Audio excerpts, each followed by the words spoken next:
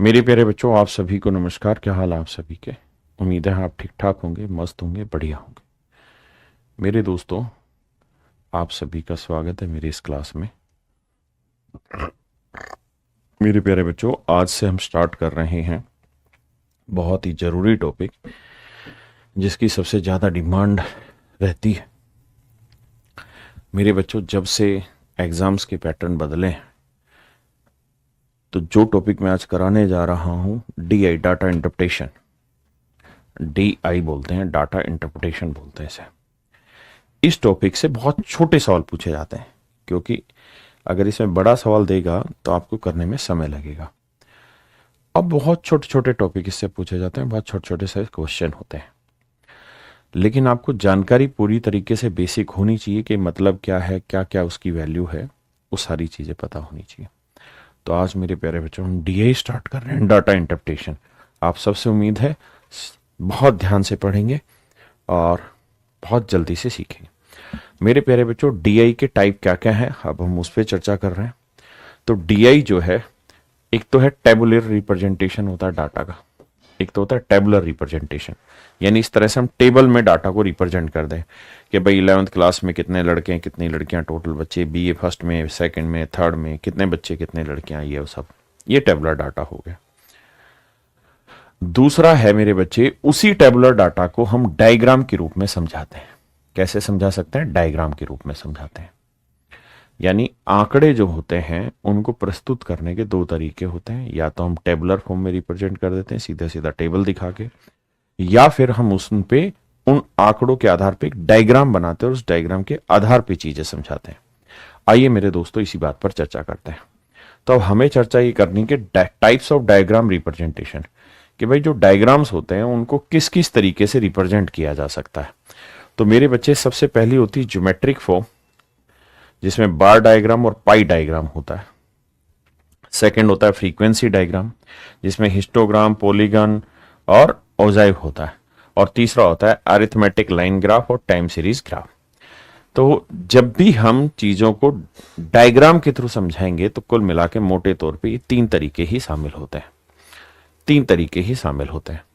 अब bar graph क्या है, बार डायग्राम क्या है, पाई डायग्राम क्या है, हिस्टोग्राम क्या है, पॉलीगन क्या है, ओजाइव क्या है, टाइम सीरीज ग्राफ्स क्या है, अरिथमेटिक लाइन ग्राफ्स क्या है, इन सारी चीज़ों पे चर्चा करेंगे। लेकिन इनमें से बहुत सारी ऐसी चीज़ें जो हमारे सिलेबस का हिस्सा है ही नहीं, जिस पर हमारे पेपर में, किसी भी एग्जाम में, चाहे वो यूपी का हो, चाहे वो हरियाणा का हो, राजस्थान का हो, UPC सेट हो, UPSC सेट हो, या कोई भी एग्जाम हो, उसमें क्वेश्चन पूछे ही नहीं जाते हैं। ये बेसिकली टॉपिक 9th-10th का टॉपिक है, ठीक है। 10th में अच्छे लेवल पे आता है, उसका अगर आप स्टैट्स पढ़ेंगे तो स्टैट्स में ये चीज़ें बहुत अच्छे लेवल पे दे रखी होती हैं। लेकिन हम उतना ही पढ़ेंगे, इनमें से वही चीज़ें पढ़ेंगे जो हमारे एग्जाम के लिए ज़रूरी है, वही चीज़ें आज हम पढ़ने जा रहे हैं। तो मेरे प्यारे बच्चों, आज मैं आपसे जो डिस्कस करने जा रहा हूँ, बार डायग्राम की, जैसे बताया ना यहाँ पे बार डायग्राम कितने टाइप के होते हैं। तो सिंपल बार डायग्राम है, मल्टीपल बार डायग्राम है, components of division, percentage bar diagram, ये सब कहानी बाद में समझाऊंगा। ये सिंपल बार डायग्राम के एग्जांपल लिए, लेकिन ये जब मुझे समझाना होगा तब मैं आपको समझाऊंगा। ये हिस्टोग्राम है, ये हो जाए। आज मेरे प्यारे बच्चों, मैं आपसे जो डिस्कस करने जा रहा हूं वो पाई डायग्राम है। बहुत सारी जगह आप इसे पाई चार्ट के नाम से समझते होंगे, पाई चार्ट। तो अब आप अपनी हेडिंग डाल लीजिए कॉपी में कि आज हम पाई चार्ट पढ़ने जा रहे हैं। क्या पढ़ने जा रहे हैं मेरे प्यारे बच्चों? पाई चार्ट पढ़ने जा रहे हैं। पाई चार्ट क्या होता है? एक सर्कुलर मेजरमेंट होता है, एक सर्कल होता है, और सर्कल के अंदर उनके प्रपोर्शन के अकॉर्डिंग वैल्यूज पुट की जाती है, उनके प्रपोर्शन के अकॉर्डिंग वैल्यू पुट की जाती है। जैसे मान लीजिए कोई सर्कल है, और मैं कह रहा हूं भाई एक शहर है, शहर में दो भाषाएं बोली जा रही हैं, इंग्लिश और हिंदी। जो इंग्लिश है वो बोली जा रही है 30%, और जो हिंदी है वो बोल रहे हैं मेरे प्यारे बच्चों 70%। 70%। इंग्लिश 30%, हिंदी 70%। अब मेरा आपसे सवाल ये है कि यार ये तो सर्कल है, और अगर ये सर्कल है मेरे प्यारे बच्चों, अगर ये सर्कल है, देखिए आप बार बार फालतू कमेंट करेंगे, उठा के ब्लॉक कर दिया जाएगा, वो मत करिए, काम के कमेंट करिए। तो मेरे बच्चे ये जो है सर्कल है। अब सर्कल और परसेंटेज में डिफरेंस है। परसेंटेज 100 पे रिप्रेजेंट होती है, जबकि सर्कल जो रिप्रेजेंट होता है वो 360 डिग्री पे रिप्रेजेंट होता है। सर्कल जो रिप्रेजेंट होता है मेरे बच्चे 360 डिग्री पे रिप्रेजेंट होता है। यानी अगर मैं इसकी बात करूं सेंटर की, तो ये मान लीजिए सेंटर है, तो ये इसकी रेडियस है, और ये जो घूमता है ये पूरा 360 डिग्री घूमता है, पूरा 360 डिग्री घूमता है, ये पूरा 360 डिग्री घूमता है, पूरा 360 डिग्री मेरे प्यारे बच्चों घूमता है। हाँ जी, तो ये एंगल बनाता है 360 डिग्री। क्या बनाता है? एंगल बनाता है 360 डिग्री।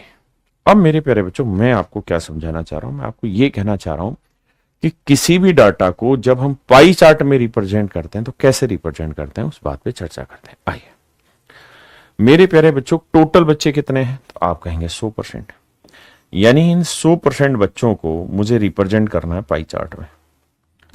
किस में रिप्रेजेंट करना है मेरे बच्चे? पाई चार्ट में। और 100% बच्चों को पाई चार्ट में रिप्रेजेंट करना है, तो पाई चार्ट में पूरा रिप्रेजेंटेशन कितना होता है? 360 डिग्री। पूरा रिप्रेजेंटेशन कितना होता है? 360 डिग्री। आपने कहा जी हाँ। तो 360 डिग्री 100% बता रहा है, तो 1% की वैल्यू क्या होगी? 360 डिग्री बटे 100, यानी 3.6 डिग्री। इसका मतलब 1% जो कोण बनाएगा वो 3.6 डिग्री बनाएगा। 1% जो कोण बनाएगा मेरे प्यारे बच्चों 3.6 डिग्री बनाएगा। अब मैं आपको कहूं कि भाई 30% कितने डिग्री का कोण बनाएगा, तो 30% बनाएगा 30 गुना 3.6 डिग्री, तो 36 दिए 108 डिग्री का। मेरे बच्चे मैं कहूं 70 डिग्री कितना, 70 माफ करिए 70% कितना कोण बनाएगा, तो 1% की वैल्यू 3.6 डिग्री, तो 70% की वैल्यू कितनी? 7 6 42, 7 तिया 21 और 4 25, 252 डिग्री। अब मेरे बच्चे हमने क्या करना है, हमने ये कोई लाइन खींच ली इसके अंदर रेडियस। अब मैं क्या करूंगा, अब इस रेडियस का कमाल करेंगे। क्या कमाल करना है सर इसमें, कि अब हमने ये देखना है कि यहां से कितने डिग्री मेरे बच्चे? 108 डिग्री। 108 डिग्री कहां पे पूरा होता है वो एंगल देख लेना है, डी से माप लेना है।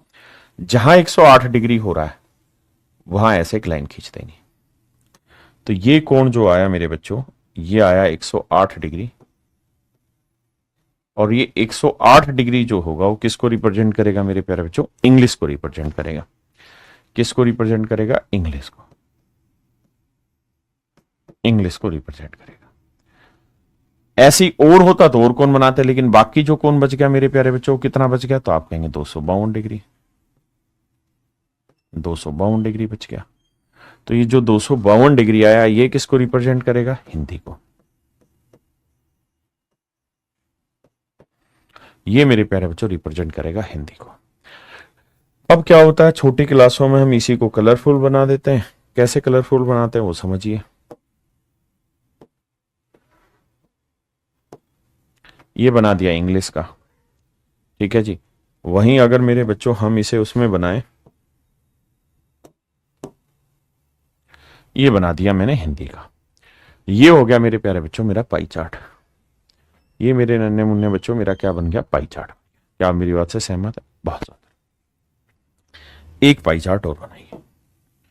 मैं आपको कह रहा हूं एक क्लास है, क्लास है एसएससी की, और इस क्लास में बायो जो पढ़ने वाले बच्चे हैं वो हैं 20।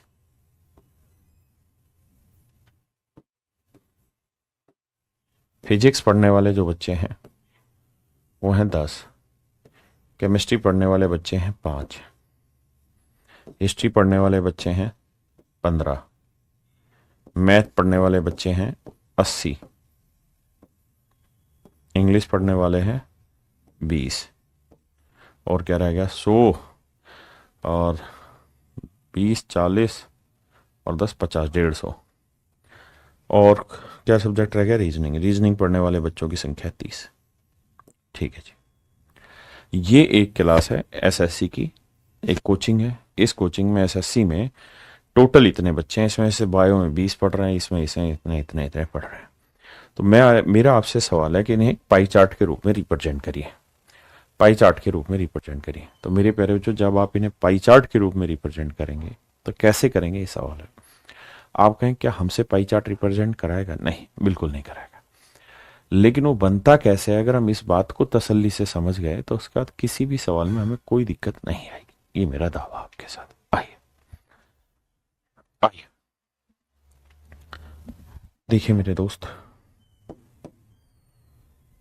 अब मुझे दो बात समझनी है कि भाई ये जो है ये 360 डिग्री रिप्रेजेंट कर रहा है, जबकि सवाल में टोटल बच्चे अगर मैं देखूं तो देखो 5 और 5 10 की जीरो, हसल 1, 3 और 1 4, 2 6, 6 और 8 14, 14 और 1 15, 15 और 1 16, 16 और 2 18, 180 डिग्री, 180 बच्चे हैं। तो 180 स्टूडेंट हैं और मेरे प्यारे बच्चों 180 स्टूडेंट को मुझे निरूपित करना है, रिप्रेजेंट करना है किस पे? 360 डिग्री पे। क्योंकि पाई चार्ट में निरूपित करूंगा तो 360 डिग्री होगा। हाँ जी, तो भैया एक स्टूडेंट को कितने पे रिप्रेजेंट करूंगा? 360 बटे 180 and that will come to 2 degree. तो एक स्टूडेंट जो है 2 डिग्री, एक स्टूडेंट जो है मेरे प्यारे बच्चों कितना आया? 2 डिग्री। अगर मेरे बच्चों एक स्टूडेंट 2 डिग्री है तो विश्वास करिए मेरी बात पे, अब हमें यहां से कहानी घुमाते ले जाना है। कैसे वो समझाता हूं। भाई एक स्टूडेंट 2 डिग्री, तो बायो का कितना बन गया भाई? मान जा, बायो का कितना बन गया भाई? 20 दूनी 40 डिग्री, इसका 20 डिग्री, क्योंकि एक बच्चा 2 डिग्री बना रहा है तो 10 डिग्री, 30 डिग्री, 80 डिग्री, 40 डिग्री और 60 डिग्री। अब मेरे बच्चों जब रिप्रेजेंटेशन करना होगा तो ऐसे ही करना है भाई। 40 डिग्री ये वाली लाइन ले लेते हैं, ठीक है, ये 40 हो गया। फिर है 20 डिग्री, ये छोटी बना देते हैं। फिर है 10 डिग्री, ये और छोटी बना देते हैं। फिर है 30 डिग्री, ये बड़ी बना देते हैं। ठीक है, 40 20 10। फिर मेरे भाई एक 80 डिग्री होगा, 80 डिग्री यहां बना दिया। ठीक है जी, डी से माप के बनाएंगे। फिर एक 40 डिग्री और एक 60 डिग्री, ऐसे हमने कोण बना दिए। क्या हम कहेंगे जी ये 40 डिग्री का है, ये हो गया बायो का, ये 20 डिग्री का है, ये हो गया भैया फिजिक्स का, ये 10 डिग्री है, ये हो गया केमिस्ट्री का, ये मेरे बच्चों 30 डिग्री है, ये हिस्ट्री का। फिर 80 डिग्री है, ये हो गया भैया मैथ का। फिर 40 डिग्री है, ये हो गया इंग्लिश का। और फिर है मेरे भाई 60 डिग्री, ये है रीजनिंग का। तो इस तरीके से मेरे प्यारे बच्चों पाई चार्ट बनाएंगे, अलग अलग ग्राफ में अलग अलग रंग बना देंगे। हाँ जी, ओहो मैथ में गड़बड़ कर दी, 80 बच्चे थे तो डबल होना था, सॉरी 160 डिग्री, माफ करिएगा। तो यहां 160 लिखना है, सही से बना देना, डीवी नाप नूप के प्रॉपर। ठीक है जी, किसी भाई को दिक्कत है? ये मेरे प्यारे बच्चों पाई चार्ट का टोटल कुल मिला के खेल है। और आपके सवाल में, पेपर में सबसे ज्यादा पाई चार्ट से सवाल पूछे जाते हैं। अब आइए पाई चार्ट के एक्चुअल क्वेश्चन पे चलते हैं जो पेपर में आते हैं। बहुत जल्दी जल्दी से रगड़ेंगे, है ना, बहुत लंबा टाइम नहीं लेंगे। आइए, बिल्कुल बेसिक से उठाए हुए सवाल है। कहता भैया एक हॉस्टल में विभिन्न भाषा बोलने वाले छात्रों की संख्या नीचे दी गई है, डेटा को पाई चार्ट में प्रस्तुत करें। तो पाई चार्ट में बनाना है तो टोटल नंबर ऑफ स्टूडेंट कितने? 72। तो 72 स्टूडेंट रिप्रेजेंट कर रहे हैं 360 डिग्री को। आप कहेंगे हाँ, तो एक स्टूडेंट रिप्रेजेंट करेगा 360 बटे 72 यानी 5। तो एक यूनिट की वैल्यू 5, तो 5 चौक 20 डिग्री इसका बनेगा, 35 डिग्री इसका, और ऐसे ही 5 से गुना करते रहे। इन सब के कोण आ जाएंगे, उसके बाद सबको बनाना आसान होगा।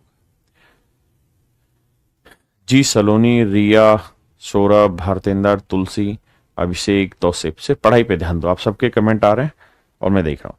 किसी भाई को कोई दिक्कत यहां तक? नहीं, बहुत आसानी से कर लेंगे। सेम यही सवाल है, ठीक है। कह रहा है जुलाई 2004 के महीने में गृह स्वामी ने अपना मासिक वेतन 7200 नीचे दिए गए विभिन्न मदों पर खर्च किया। दी गई जानकारी को पाई चार्ट के रूप में प्रस्तुत करना है। तो भाई ये टोटल जो खर्चा है वो 7200 रुपए। तो 7200 जो है वो रिप्रेजेंट कर रहा है मेरे बच्चों किसको? 360 डिग्री को, क्योंकि पाई चार्ट में 360 डिग्री होगा। तो 1 रुपया होगा 7200 बटे में ले आएंगे, तो 1/20 डिग्री। इसका मतलब 1 रुपया जो है वो 1/20 डिग्री को निरूपित करेगा। अब जहां जो वैल्यू पूछी वहां उसे 1/20 से गुना कर देंगे, और ऐसा करने के बाद फिर आपके पास डिग्री की वैल्यू आ जाएगी। हाँ जी, ये भी मेरे बच्चे आपने घर पे कर लेना है, ये प्रैक्टिस हल्की सी कर लेना है। इस पे आ जाइए मेरे बच्चे, टोटल जो खर्चा होगा वो कितना होगा। ये कह रहा है दिल्ली में घर निर्माण में खर्चे आए हैं, तो टोटल 100% खर्च होगा, और 100% खर्चा किसको रिप्रेजेंट करेगा, तो आप कहेंगे जी 360 डिग्री को।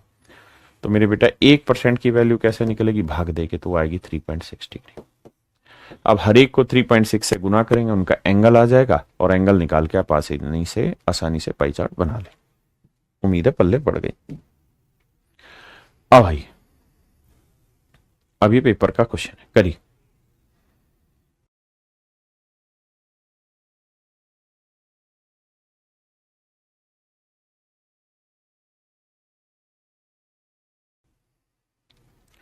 कहता है दिए गए पाई चार्ट का अध्ययन करें और निम्नलिखित प्रश्न का उत्तर दें। The population of village D in 2020 was this. What was the population of village A in 2020? Total population of these 6 villages 100%। कहता है भाई 6 गांव हैं, 6 गांव की टोटल पॉपुलेशन 100% है, ठीक है जी। और 2020 में सारे गांवों की जो पॉपुलेशन है, the population of village D village कहां ही रहा, तो विलेज डी की पॉपुलेशन 10,500 है। तो यहां दिखा रहा है 8%। डाटा आपको दिखाई दे रहा है, क्या आपको दिखाई दे रहा है डाटा? Very good. अगर ये 8% है तो मेरे प्यारे बच्चों सवाल में कह रहा है कि भाई 8% जो है वो रिप्रेजेंट कर रहा है 10,500 को। तो 1% की वैल्यू क्या होगी, बटे 8। 1% की वैल्यू क्या होगी मेरे बच्चे, बटे 8। हाँ जी। अब सवाल में पूछ रहा है what was the population of village in a in 2020। कह रहा है पूरे गांव की जनसंख्या बताओ, तो पूरे गांव की जनसंख्या 100% होगी, तो 1% की वैल्यू इतनी, तो 100% की वैल्यू कितनी। तो ये जो कैलकुलेशन करोगे मेरे बच्चों, ये आएगा आपके टोटल गांव की पॉपुलेशन, ये आ जाएगी आपके गांव की पॉपुलेशन। अब बात आती कैलकुलेशन की। आपके पास 2 तरीके हैं, या तो आप 8 से भाग दे लें, देखिए बड़ा आसान है, काटेंगे सोल्व कर लेंगे। हाँ है ना, sorry what was the population of village, अच्छा माफ करिए, सवाल में पूछ रहा है what was the population of village A in 2020। A शहर की 2020 में कितनी जनसंख्या, माफ करिए, तो ए की है 12%, तो कह रहा है 12% की वैल्यू बताइए क्या होगी। 1% कितनी, तो 12% की वैल्यू कितनी। अब मेरे बच्चे सिंपल कैलकुलेशन है, सोल्व कर देंगे। कुछ पल्ले नहीं पड़ रहा तो आप क्या अप्लाई कर देंगे इसके अंदर, सर हम अप्लाई कर देंगे इसमें क्या चीज, डिजिटल सम, और वहां से निकाल लेंगे। या सिंपली सोल्व करें भाई, 4 दूनी 8, 4 3 12। अब ध्यान देना 5 और 1 6, यानी ये जो नंबर है ये भी मेरे प्यारे बच्चों 3 से भाग हो रहा है, और ये भी 3 से, तो जो भी मेरा आंसर हो 3 गुना 3 9 से भाग होना चाहिए। तो देखो यार 7 7 14 14 और 8 22 22 और 5 27, 7 से भाग हो रहा है। 5 5 10 8 18, ये भी भाग हो रहा है 9 से। तो 2 ऑप्शन हो रहे हैं, यहां देखोगे तो 5 10 8 अरे 83 सारे भाग हो रहे हैं 9 से। तो भैया आपको फिर यूनिट डिजिट से या सोल्व करके करना पड़ेगा सवाल, सारे हो रहे, करना पड़ेगा कैलकुलेशन। आइए, कह रहा है what is the central angle corresponding to the sector indicating the expenses incurred on health. Health पे जो खर्चा हुआ है वो कितने डिग्री का कोण बना रहा है, ये आपको बताना है। तो सबसे पहले देखो टोटल खर्चा कितना है, तो भैया इलेक्ट्रिकल पे 5,000,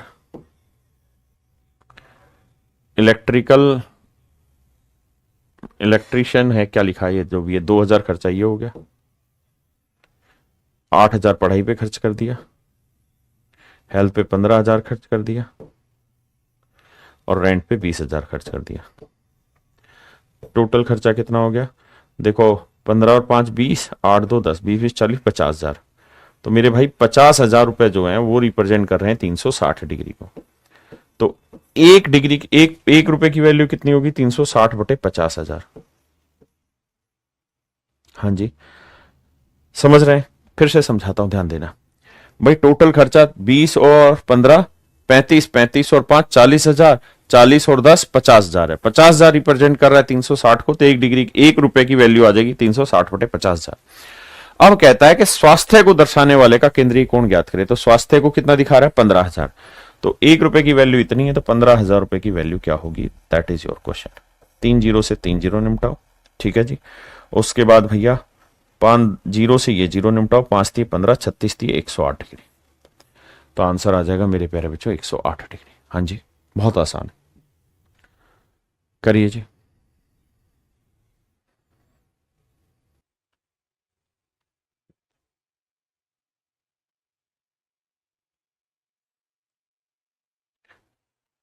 भाई आसानी से निकाल लोगे।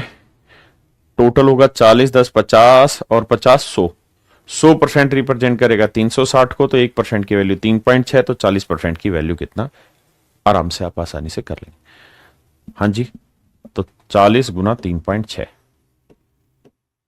तो गुना करोगे तो आएगा 144 डिग्री।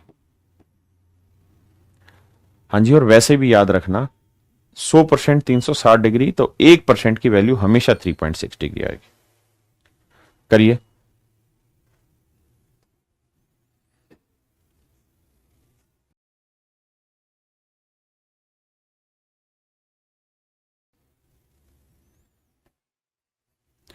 देखिए मेरे बच्चे, सवाल में कह रहा है कि 7 जिले हैं, ये 7 जिले, इन 7 जिलों की जनसंख्या 150 करोड़ है।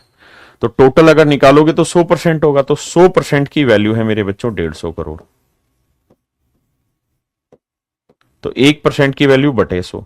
तो कह रहा है ए और डी, तो ए में है 13% और डी में है 17%, तो 17 और 13 का जोड़ 30% की वैल्यू कितनी, कैलकुलेट कर देंगे, that would be your answer 45 crore. Answer देने में यकीन करिए, फालतू बकवास पे नहीं।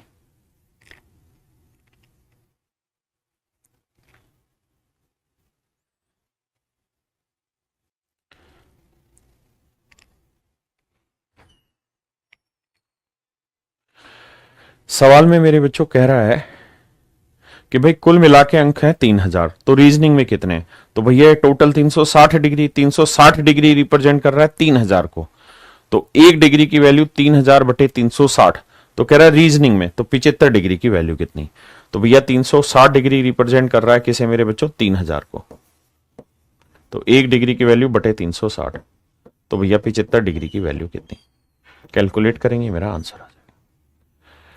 आप आंसर देने की कोशिश करें, फालतू कमेंट कोई भी ना करें।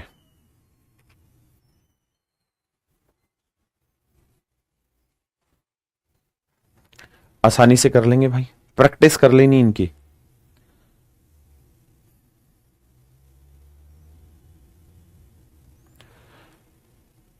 करिए जी।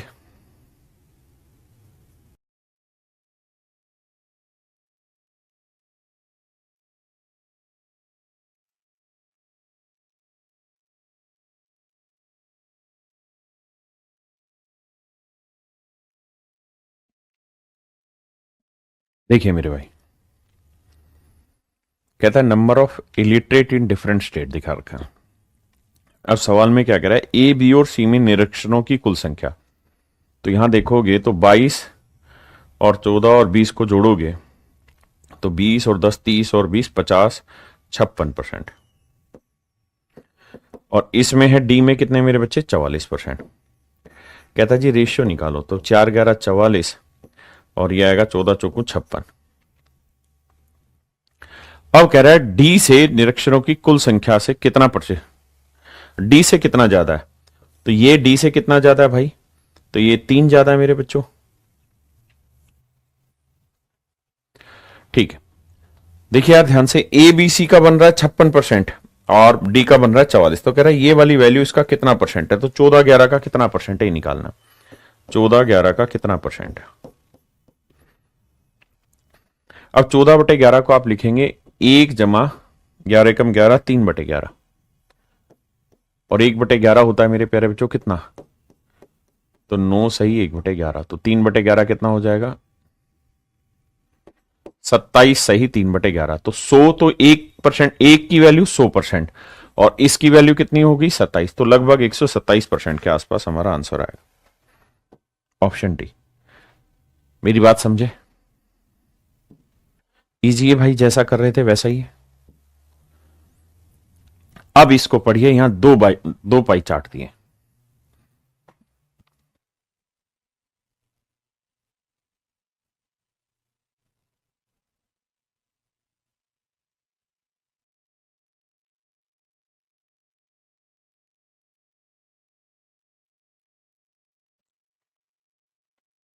आइए मेरे बच्चे देखिए ध्यान से।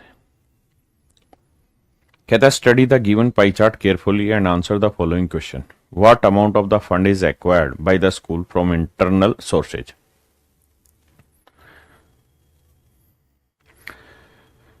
देखिए यार, सवाल में कह रहा है कि स्कूल के पास जो पैसा आता है वो इस तरीकों से दिखाया गया है कि भाई 35% तो डोनेशन आ जाती है, 38% एक एनजीओ दे देता है, 12% गवर्नमेंट एजेंसी दे देती है और इंटरनल सोर्सेज के थ्रू 15% पैसा आ जाता है। ठीक है जी। कहता है उसी पैसे का स्कूल खर्च कैसे करता है। Usages of fund by school, school कैसे खर्च करता है। तो स्कूल खर्च करता है 11% तो पेमेंट देता होगा, तनख्वाह वनख्वाह देता होगा। स्कूल मेंटेनेंस में 30% खर्चा आता है, रिजर्व 33% है, स्कॉलरशिप में 26% खर्चा आता है। तो इस तरीके से मेरे प्यारे बच्चों ये खर्चे किए जा रहे हैं। हाँ जी, अब हम सवाल पे फोकस करते हैं। यहां से क्वेश्चन स्टार्ट है। कह रहा है the entire fund the entire found that school gets the entire fund हो गया, द एंटायर फंड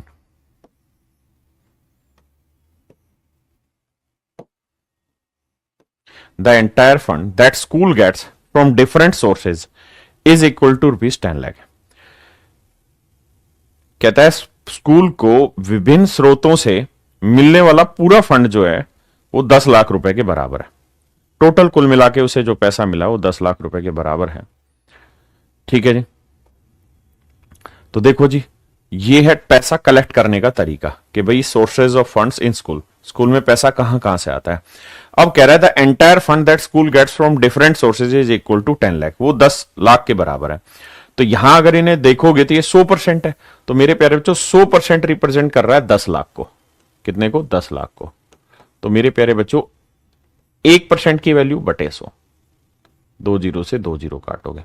हाँ जी, यानी 1% जो है मेरे बच्चों वो बराबर होगा 10,000 के। 1% 10,000 के बराबर होगा। अब सवाल में वो ये पूछ रहा है 1% 10,000 के बराबर है, तो पूछा उसने ये है विद्यालय द्वारा आंतरिक स्रोतों से कितनी राशि अर्जित की गई। The fund acquired by the school from internal sources. तो मेरे बच्चे इंटरनल सोर्सेज से कितना पैसा एक्वायर किया है? 15%। तो 15% की वैल्यू कितनी? अगर 1% की वैल्यू 10,000 है तो 15% की वैल्यू कितनी? 10,000 गुना 15 यानी 1.5 लाख रुपए। मतलब इंटरनल सोर्सेज से स्कूल ने जो पैसा अचीव किया वो कितना है मेरे बच्चों? 1.5 लाख रुपए। हाँ है ना मेरे प्यारे बच्चों, समझ में आया कि नहीं आया? करिए, कंफ्यूज नहीं होना सवाल में। ये सारे के सारे वो क्वेश्चन मैंने पिक किए जो बिल्कुल लेटेस्ट अभी अभी एग्जाम से आए हुए हैं।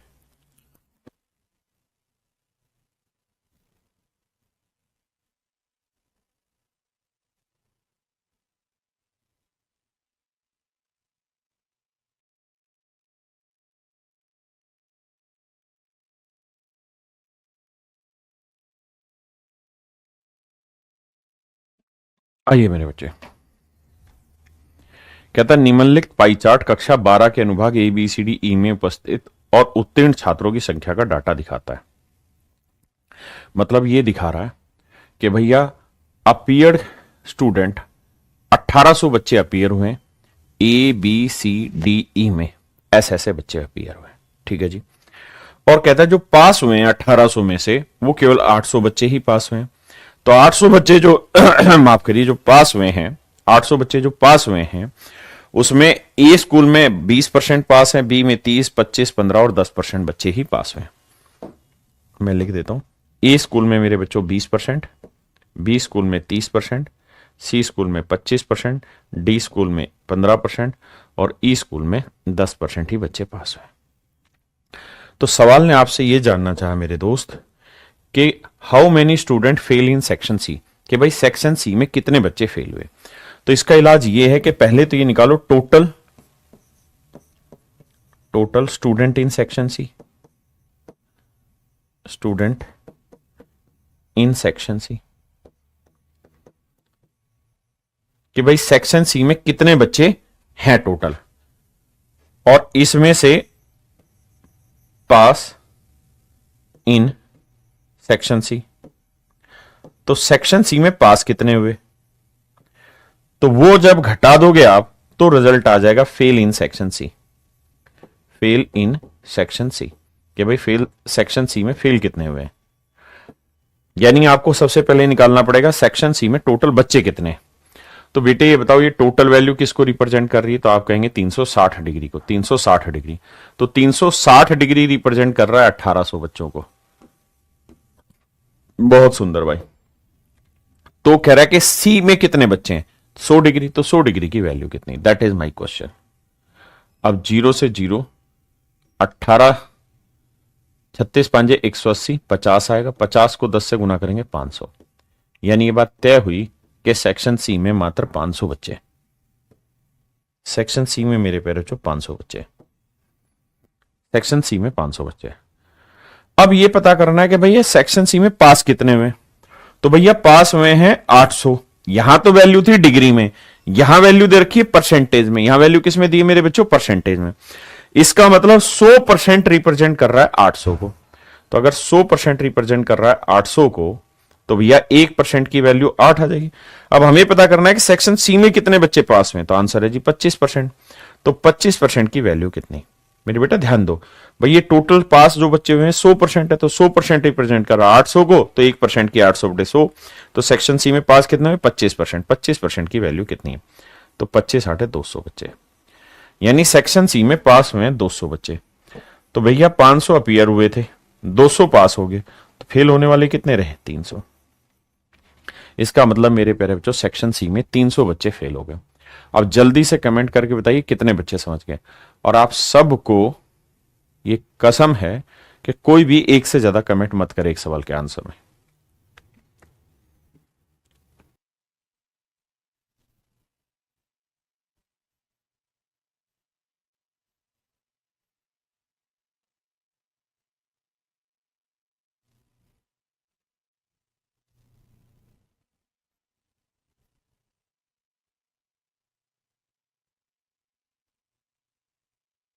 आइए मेरे दोस्तों सवाल को ध्यान से पढ़ते हैं। कहता study the given pie chart carefully and answer the following question. What is the total amount used by the school for the payment. कहता है भुगतान के लिए स्कूल द्वारा उपयोग की गई कुल राशि क्या है, यह हमें पता करना है। नीचे वाली लाइन में लिखा है द एंटायर फाउंड, फाउंड लिख रखा, टाइपिस्ट भी हरामखोर हो गए।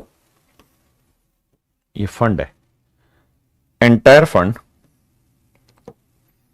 That school gets from different sources is equal to ₹10 lakh. कहता है स्कूल को डिफरेंट सोर्सेज से जो पैसा मिला है वो 10 लाख रुपए। तो मेरे बच्चे एक बात बताओ, बहुत ध्यान से देखो, स्कूल को डिफरेंट सोर्सेज से इतना इतना पैसा मिला है। आप कहेंगे जी हाँ सर, इतना पैसा स्कूल को डिफरेंट सोर्सेज से मिला है। और ये जो पैसा ये किसके इक्वल है, 10 लाख के। अगर हम इसका परसेंटेज में रिप्रेजेंटेशन देखेंगे तो कितना परसेंट होगा बाबू, 50% या 100%? 100%। तो 100% रिप्रेजेंट कर रहा है 10 लाख, 100% रिप्रेजेंट कर रहा है 10 लाख को। आपने कहा जी बिल्कुल सही।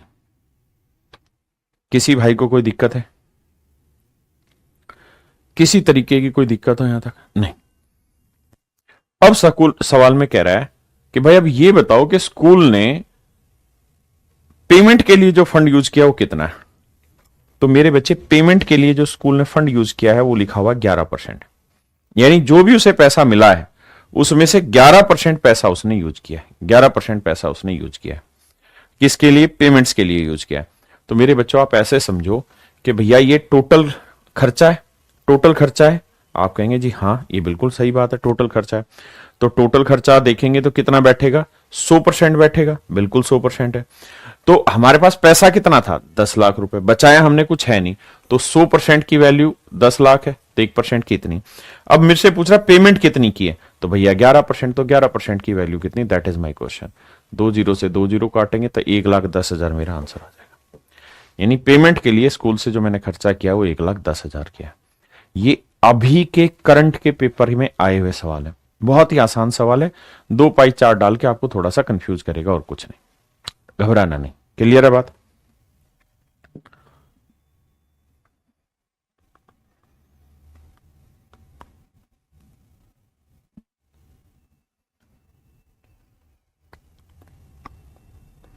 अच्छा सवाल है, करें।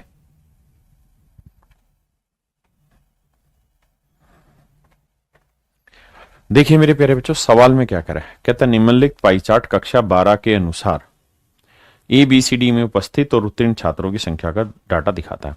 कहता जी 1800 बच्चे अपीयर हुए, 800 बच्चे पास हुए। अब कहता है कि भैया ए और बी में परीक्षा देने वाले छात्रों की संख्या के बीच अंतर कितना, अनुभाग ए और बी में परीक्षा देने वाले, find the difference between the number of student who appeared for the exam in section A and B. कहता है सेक्शन ए और बी में जिन बच्चों ने जो अपीयर हुए हैं उसके बीच का डिफरेंस कितना है। इसका यूज ही नहीं करवा रहा, सिंपल इसी पे सवाल बना रहा है, 2 पाई चार्ट बना के सिर्फ आपको कंफ्यूज कर रहा है। देखिए ये टोटल 360 डिग्री होगा, आप कहेंगे हाँ, तो 360 डिग्री रिप्रेजेंट कर रहा है 1800 को, बिल्कुल सही बात है। ए सेक्शन में कितने बच्चे अपीयर हो रखे हैं जी, 42 डिग्री। बी सेक्शन में कितने बच्चे अपीयर हो रखे हैं जी, 50 डिग्री। तो ए और बी में डिफरेंस कितना आ गया सर, 8 डिग्री। तो कह रहा है 8 डिग्री की वैल्यू बताओ कितनी। सोल्व कर देंगे मेरे बच्चे, तो आंसर आ जाएगा 40। आंसर आ जाएगा 40। सोल्व करो। क्या सब बच्चे आंसर निकाल पाए थे 40? Very good. एक बच्चा एक से ज्यादा कमेंट ना करे प्लीज। सवाल में कह रहा है कि भाई दिए गए आंकड़ों का अध्ययन करें और निम्नलिखित प्रश्न का उत्तर दें। वर्ष 2015 में विभिन्न राज्यों की जनसंख्या से संबंधित डाटा पाई चार्ट और तालिका के रूप में आपके सामने दिखाया गया है। यदि दिए गए राज्यों की कुल जनसंख्या 3,15,000 है, तो भैया टोटल पॉपुलेशन ये कितनी हुई, तो आप कहेंगे 100%। टोटल पॉपुलेशन कितनी हुई, 100%। तो 100% रिप्रेजेंट कर रहा है 3,15,000 को। 100% रिप्रेजेंट कर रहा है 3,15,000 को। आपने कहा जी ओके, क्योंकि टोटल जनसंख्या जो है दिए गए राज्यों की कुल जनसंख्या 3,15,000 और यहां देखेंगे तो 100%, तो 100% रिप्रेजेंट कर रहा है 3,15,000 को। बिल्कुल सही। तो 1% की वैल्यू इतनी आ गई। तो हमें कह रहा है गोवा और मध्य प्रदेश में निरक्षर लोगों की कुल संख्या कितनी है। तो सबसे पहले बताओ गोवा और मध्य प्रदेश की जनसंख्या कितनी कितनी है। तो आप कहेंगे सर गोवा की जो जनसंख्या है, गोवा कहां है, 12% है, और मध्य प्रदेश की जनसंख्या क्या है, 20% है। लेकिन गोवा और मध्य प्रदेश में रेशियो अलग अलग है, तो भी अलग अलग कैलकुलेट करना पड़ेगा। यहां तक की बात आ गई समझ में? आपने कहा जी आ गई। अब पॉइंट टू पॉइंट बात करते हैं आगे।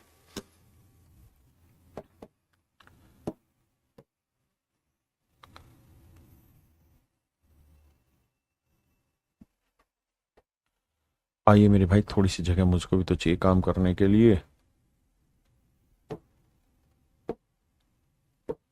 आइए अब समझते हैं। मैं अगर आपको ये कहूं कि भाई गोवा में टोटल पॉपुलेशन कितनी है, 1% की वैल्यू आ गई 3150। 1% की वैल्यू 3150। तो गोवा की टोटल पॉपुलेशन कितनी है, 3150 गुना 12, क्योंकि 1% की वैल्यू 3150 है, तो गोवा की पॉपुलेशन है 12%, तो 12% की वैल्यू इतनी होगी। वहीं मेरे प्यारे बच्चों में मध्य प्रदेश की बात करूं, एमपी की, तो एमपी की पॉपुलेशन कितनी, 20%, तो 1% इतना, तो 20% की वैल्यू कितना, तो 3150 का 20%, यानी तो 20% की वैल्यू इतनी। हाँ जी, 1% की वैल्यू 3150, तो 20% की 20 गुना। अब कह रहा है इनमें हमें क्या बताने, पढ़े लिखे का अनपढ़, पढ़े लिखे बताने, लिटरेट। तो आ जाइए मेरे बच्चे एमपी में। अगर एमपी में देखोगे तो लिटरेट 1 है, तो इलिटरेट 4 है, यानी टोटल पॉपुलेशन 4 और 1 5 है, तो उसमें लिटरेट कितने हैं, 1। यानी मध्य प्रदेश में 1/5 भाग लिटरेट है। बहुत सुंदर। अब बात करते हैं गोवा की। गोवा में मेरे प्यारे बच्चों कह रहा है कि 3 तो पढ़े लिखे हैं और 2 हैं अनपढ़। तो भैया पढ़े लिखे कितने हैं, 3, किस पे, टोटल 5 पे, तो 5 पे 3 पढ़े लिखे। टोटल 5 पे 3 पढ़े लिखे हैं गोवा में। एक बार यहां पूछो इलिटरेट बताना है। अच्छा इलिटरेट बताना है, सॉरी इलिटरेट बता दिया। तो भैया एमपी में 1 पढ़ा लिखा है 4 अनपढ़ है, तो 4 बताना था, तो 4/5 होगा ये, माफ करना। और भैया गोवा में 3 पढ़े लिखे 2 अनपढ़, तो अनपढ़ बताने थे तो 2/5 होंगे, 2/5 होंगे, माफी चाहता। कहता है इनकी कुल जनसंख्या कितनी है, यानी इनका टोटल पूछ रहा आपसे और कुछ नहीं पूछ रहा। क्या पूछ रहा है मेरे बच्चे, ध्यान देना, टोटल, माफ करिए। अब टोटल को कैसे सेटल डाउन करें, आइए। आप इस बात से तो बखूबी समझते ही हैं कि 5 कट जाएगा, उसका तो हम डिजिटल सम भी लगा सकते हैं, कैलकुलेट भी कर सकते हैं। 5 से दोनों ही जगह सेम कट जाना है। हाँ जी, मेरी बात समझ रहे हैं नहीं समझ रहे? या यूं सोच लीजिए, या 5 से काट ही देते हैं, 5 छिंग 30 ना 0, 5 3 15 है, 5 छिंग 30 गलत कर दिया मैंने, 5 छिंग 30, 5 3 15 है ना, और 0। यहां पे भी 5 से काटेंगे 630।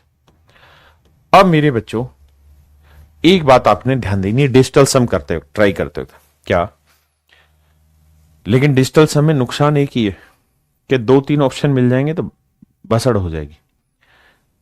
वरना आसान डिजिटल सम क्यों है, क्योंकि 6 और 3 का जोड़ 9, 9 का अंदर डिजिटल सम आ गया 0, 0 से गुना करेंगे डिजिटल सम 0 0, तो जिस भी आंसर का डिजिटल सम 0 होगा वो मेरा आंसर। लेकिन ऑप्शन में शैतानी करेगा, 5 2 7 और 1 8, 5 2 7 और 1 8, इसका डिजिटल सम 8 है, ये तो ऑप्शन नहीं है।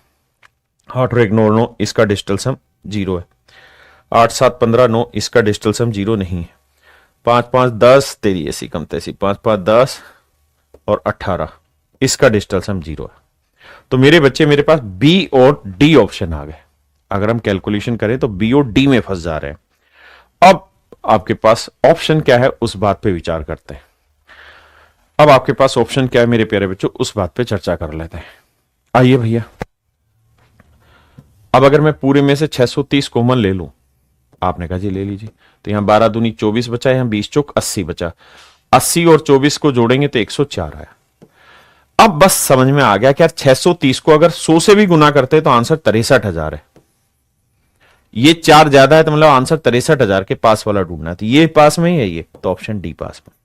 तो मेरे प्यारे बच्चों मेरा आंसर डी होगा। क्लियर जी? मेरे नन्हे मुन्ने बच्चों बात समझ में आई कि नहीं आई? क्लियर है? अब आ गया थे।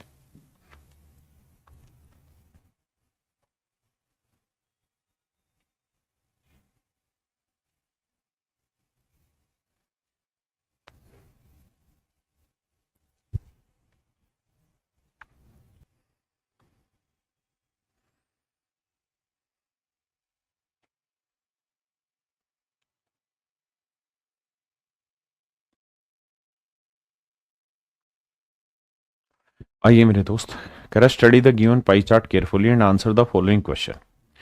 If scholarship has to be paid out of the donation fund, कहता है स्कॉलरशिप जो दी जाएगी वो डोनेशन फंड से दी जाएगी। कहता है जो डोनेशन है इसी में से स्कॉलरशिप पे होगी। बहुत बढ़िया बात है।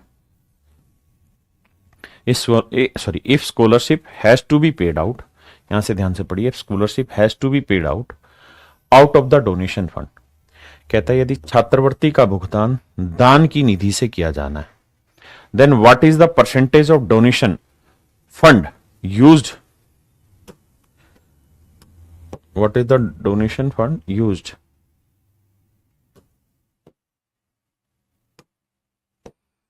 Used for this purpose. तो बताओ कि डोनेशन जो है उसका कितना भाग तो इस उद्देश्य के लिए उपयोग की जाने वाली दान निधि का प्रतिशत क्या है।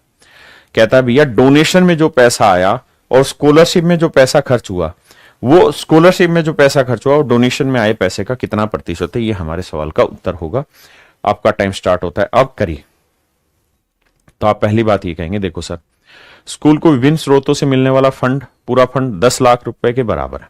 ठीक है जी, अगर 10 लाख रुपए के बराबर है तब सवाल को समझाते हैं, लेकिन ऊपर वाला हिस्सा मिटाते हैं क्योंकि काम करने के लिए जगह चाहिए।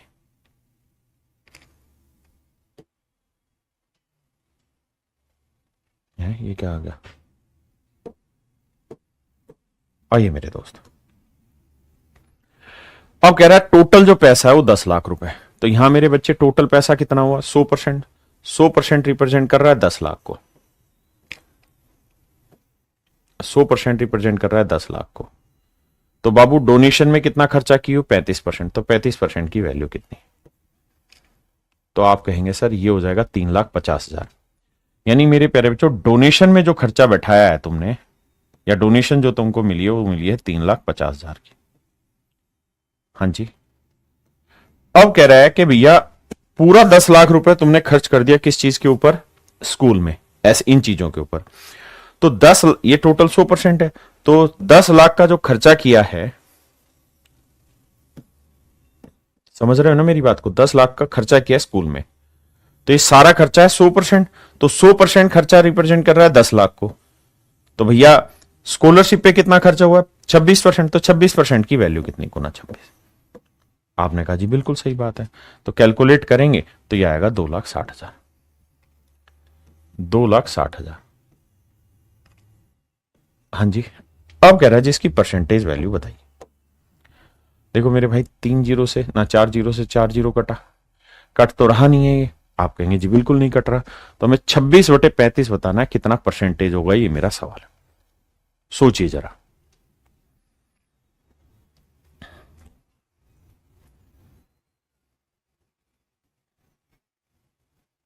आइए मेरे दोस्त ध्यान से मेरी बात समझिए।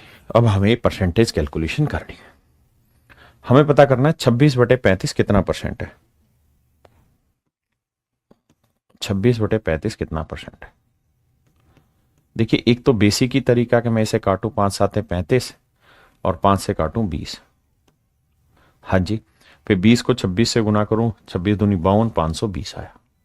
और फिर भाग दूं 7 से, तो 7 7 49, बचा कितना भाई 3, 7 चौक 28, बचा कितना 2, 7 दूनी 14, यानी 74 पॉइंट समथिंग मेरा आंसर पहुंचेगा।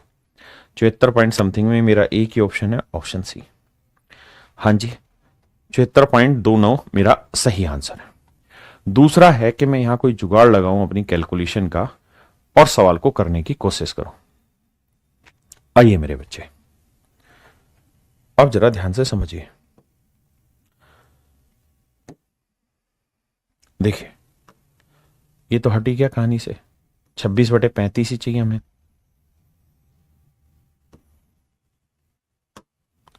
हमें तो 26/35 से ही मतलब था, गुना 100। हमें इसकी वैल्यू निकालनी। हाँ जी मेरे बच्चों मैं आपको क्या कह रहा हूं, मोटी बात पकड़ो, लंबी बात नहीं पकड़ो। मैं इस 26 की जगह 25/35 लिख दूं, जमा 1/35 लिख दूं, तो कोई गुनाह तो नहीं कर दे रहा हूं मैं मन ही मन में? आप कहेंगे नहीं सर गुनाह तो नहीं हो रहा, क्योंकि 25 और 1 26 ही बन रहा, कोई दिक्कत नहीं। सर 5 5 25, 5 7 35, 5/7 परसेंटेज में खूब रगड़वाया, 1/7, 14 2/7% होता है। और 5/7 मैंने अलग से टेबल में लिखवाया था, इसका मतलब होता था 71 सही 3/7%, यानी लगभग 71.4%। बिल्कुल ठीक है। 1/35 आप ये भी जानते हैं कि 1/30 जो होता है वो होता है 3 सही 1/3, 1/35 है तो लगभग 3 और जोड़ लेता हूं मैं, यानी मेरा जो आंसर आएगा 71 और 3 74.4 के आसपास आएगा। इससे थोड़ा ही कम रहेगा क्योंकि मैंने बड़ी वैल्यू ले रखी है, तो मैं ऐसे तोड़ लूंगा सवाल को। दूसरी चीज मेरे बच्चे, जब मैं इस सवाल को कर रहा था तो मैंने दो चीजें फोकस करनी थी। पढ़ते पढ़ते एक पहली चीज जो फोकस करनी थी वो ये कि मुझसे सवाल क्या पूछा गया। तो सवाल मुझसे पूछा गया देन व्हाट, बड़े ध्यान से सुनना, कोई जल्दबाजी नहीं है। Then what is the percentage of donation fund used for this purpose. इस उद्देश्य के लिए उपयोग की जाने वाली दान निधि का प्रतिशत क्या है। अब मेरे बेटे, अब आप विश्वास करो, यह चीज तो आपको बहुत गहराई से बताई हुई है कि जब भी आपको सवाल में परसेंटेज पूछे, रेशियो पूछे, फ्रैक्शन पूछे, तो ऐसी सिचुएशन में रियल नंबर लेने की जरूरत कतई भी नहीं। ऐसे क्वेश्चन में हमें रियल नंबर लेने की जरूरत नहीं। हमें रियल नंबर तभी लेना है जब हमसे कोई रियल वैल्यू पूछे। यहां हमसे पूछा होता मात्र कंपैरिजन, तो हमें कंपैरिजन में कंपैरेटिव वैल्यू ही लेनी थी। तो मैं एज ए स्टूडेंट इस क्वेश्चन को अगर कर रहा होता तो मैं इस सवाल में 10 लाख की वैल्यू ही नहीं करता, क्योंकि मुझे परसेंटेज जानना था। तो मैंने ये मान लेना था कि भाई स्कूल को 100 रुपए मिले फंड, और उसी 100 रुपए को यूज करना है यार, बस सिंपल सी बात है। तो 100 रुपए जो फंड मिला उसमें डोनेशन 35 रुपए, तो 35 रुपए की डोनेशन मिली है, और भैया उसी 100 रुपए में स्कॉलरशिप पे 26% खर्च हुआ, तो 26 रुपए खर्च किया है। तो कह रहा है जी कितना परसेंट है, बस आंसर 1 सेकंड में। मेन लड़ाई यहां पे थी मेरे दोस्तों, और कुछ है ही नहीं। क्या मेरी बात समझ में? वही परसेंटेज का ही कॉन्सेप्ट यूज करना, और कहीं नहीं। आप कहीं इससे पहले आपने क्यों नहीं लगाया? इससे पहले मैंने इसलिए नहीं लगाया क्योंकि यहां मुझसे एक्चुअल वैल्यू में टक्कर करवा रहा था, परसेंटेज वगैरह में टक्कर नहीं ले रहा था। अगर परसेंटेज में टक्कर लेता तो मैं सीधा ही पॉपुलेशन 100 मान लेता, है ना। इससे पहले भी 1-2 सवालों में जो कहानियां गड़बड़ हुई वो ये थी कि यहां तो एक्चुअल वैल्यू लेनी पड़ेगी, क्योंकि बीच का अंतर पूछा था, एक्चुअल डिफरेंस पूछा था। जब भी मुझसे कंपैरिजन पूछेगा तो मैं अपना दिमाग दौड़ाऊंगा और सवाल को जल्दी से करूंगा। जब तक वो कंपैरिजन के हाथ नहीं लगवाएगा मैं रियल वैल्यू से ही फेस करूंगा। कमेंट करके बताइए क्या आप मेरी बात समझ पा रहे हैं? आइए,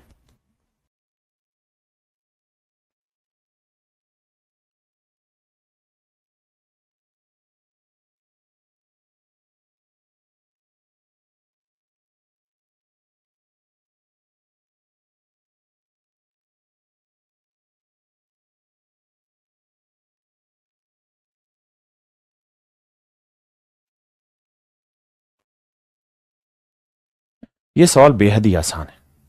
पूछा क्या, उस बात पे चर्चा करते हैं। कहते the following pie chart shows the data of the number of appeared and pass student of class 12 in section ABCD। कहता है ABCD में जो बच्चे अपीयर हुए वो, और जो पास हुए वो।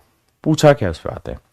कहता what is the percentage of students, what is the percentage of students, what is the percentage of students, what is the percentage of student who appeared for the exam in section E। कहता है section E में कितने बच्चे exam में appear हुए, बस इतनी बात पूछ रहा है। बेहद हल्का सा सवाल है, हल्के तरीके से उड़ाते हैं। देखिए मेरे बेटे, सेक्शन E में हमने मान लेना ये 1800 कोई जरूरत नहीं, ये टोटल कितना है 360 डिग्री, 360 डिग्री। तो हमने मान लेना कि 360 ही बच्चे अपीयर हुए होंगे। तो 360 डिग्री 360 बच्चे, तो 1 डिग्री 1 बच्चा, तो 360 बच्चे अपीयर हुए। उसमें से सेक्शन ई में कितना अपीयर हुए 58 डिग्री, तो 1 डिग्री 1 बच्चा, तो 58 डिग्री 58। तो कह रहा भैया ये कितना परसेंटेज है। अब 58/360 हमें निकालना हो। पहले मैं डिटेल बताता हूं, फिर छोटी मोटी बातें करके बताएंगे आपसे। कहता जी आंसर बताइए क्या होगा। देखिए मेरे बच्चे, काटपीट चलाते हैं, आपको दिखाते हैं। 0 से तो 0 घटा, बिल्कुल ठीक है। 2 से काटेंगे 18 आया, 2 से काटेंगे मेरे बच्चे 29, 2 से काटेंगे 9 आया, 2 5 10, तो 9 5 45, पानी 45, 5 दूनी 10 और 4 14, 145/9। अब भाग दोगे तो 9 9 एकम 9, कितना बचा जी 5, 9 6 54, तो यानी 16 पॉइंट समथिंग आंसर है। अब ऑप्शन में नजर दौड़ा लेते हैं कि नजदीक है कि दूर दूर है। तो बेटा बहुत नजदीक है, 16.1 मेरा आंसर। आप कहें 16.1 पे ही क्यों गए? इसलिए कि भाग देने पे 1 बचा था, तो अगर मैं 10 भी लूंगा उससे आगे तो 1 ही आएगा, तो 16.1% मेरा आंसर है। हाँ जी, क्या मेरी इस बात से सहमत है कि नहीं? बस इतनी बात बताइए, बाकी चीजें मारिए गोली।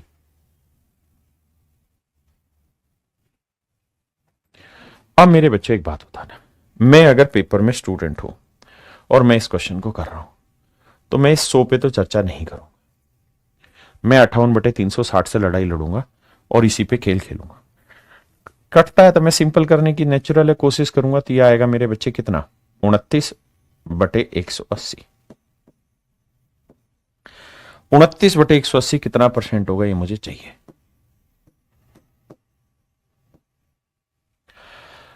देखिए दिमाग दौड़ाना होगा, चतुर बनना होगा।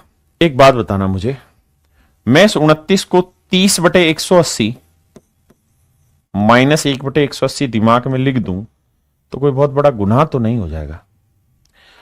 गुनाह तो नहीं हो जाएगा नसरुद्दीन शाह? तो आप कहेंगे ना, गुनाह नहीं होगा। आप करो और गुनाह हो जाए, ऐसा होगा नहीं। 30 से कम 30, 30 छिके 180, 1/6। 1/6 होता है 16 से ही 2/3%, यानी 16.66%।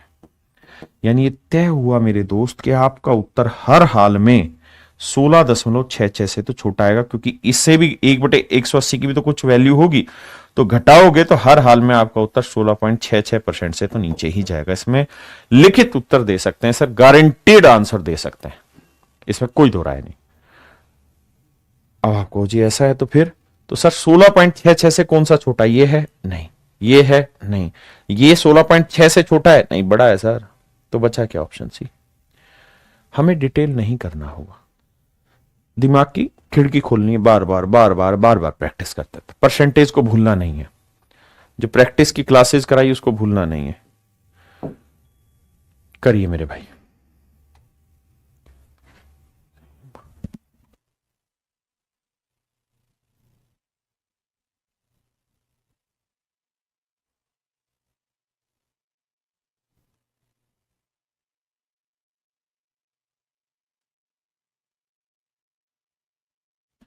आइए मेरे दोस्त, अब सवाल में कह रहा है कि क्वेश्चन यही है, डायरेक्शन मतलब यही है, लेकिन इसके अंदर 5 सवाल आपसे पूछेगा। 1, 2, 3, 4 और 5, 5 सवाल पूछेगा।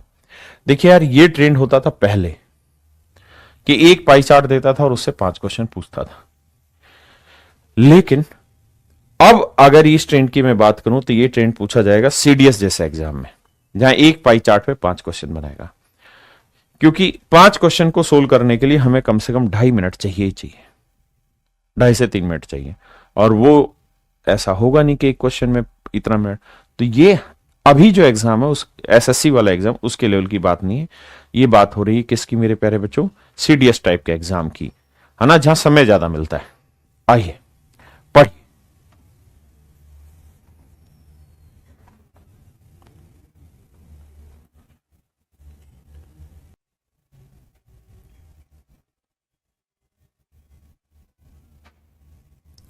आइए मेरे दोस्त, सवाल बेहद आसान है।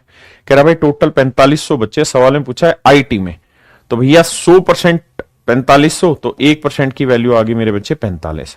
तो आईटी कहां है? आईटी रहा, तो आईटी में 21% बच्चे हैं, यानी 45 गुना 21। आईटी में कुल मिला के इतने बच्चे हैं।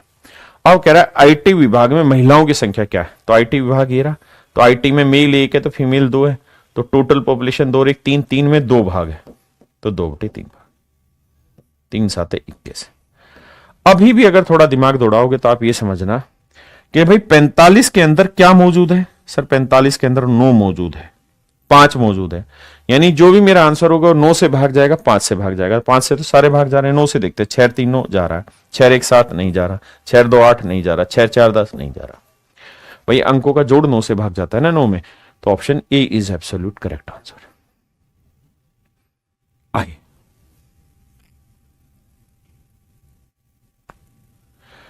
कहता है कुल विद्यार्थियों की संख्या का लगभग कितना प्रतिशत महिला विद्यार्थी विपणन विभाग में अध्ययन कर रही है? What is the approximate percentage,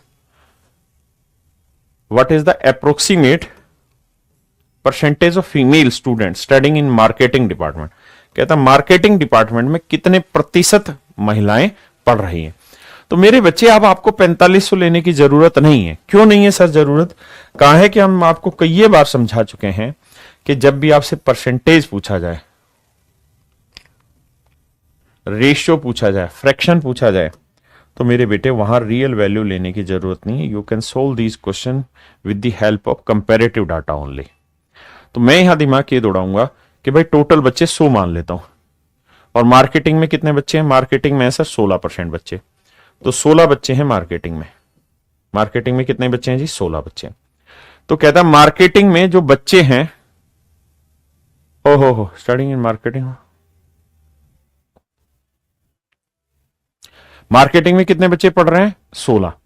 कह रहा है कि what is the approximate percentage of female, तो फीमेल कितने मार्केटिंग में, मार्केटिंग देखो कहां मार्केटिंग, ये रहा मार्केटिंग में 7 मेल है तो फीमेल कितनी है 5, तो 7 और 5 12, यानी 5/12, यानी इतनी लड़कियां या इतनी औरतें मार्केटिंग में मेरे बच्चे काम कर रही हैं। ठीक है जी। तो कह रहा है इसका परसेंटेज बताओ किस पे, कुल विद्यार्थियों पे। तो टोटल विद्यार्थी आप कितने ले लिए हैं 100, तो 100 पे इसका परसेंटेज बताओ। तो देखो 4 3 12 हो गया, 4 चौक 16 हो गया, 4 5 20 हो गया, 20 5 100 हो गया, 5 3 15, 1/15 आ गया। 1/15 जो होता है मेरे बच्चे वो होता है 6 सही 2/3%, यानी 6.6666 6.67%।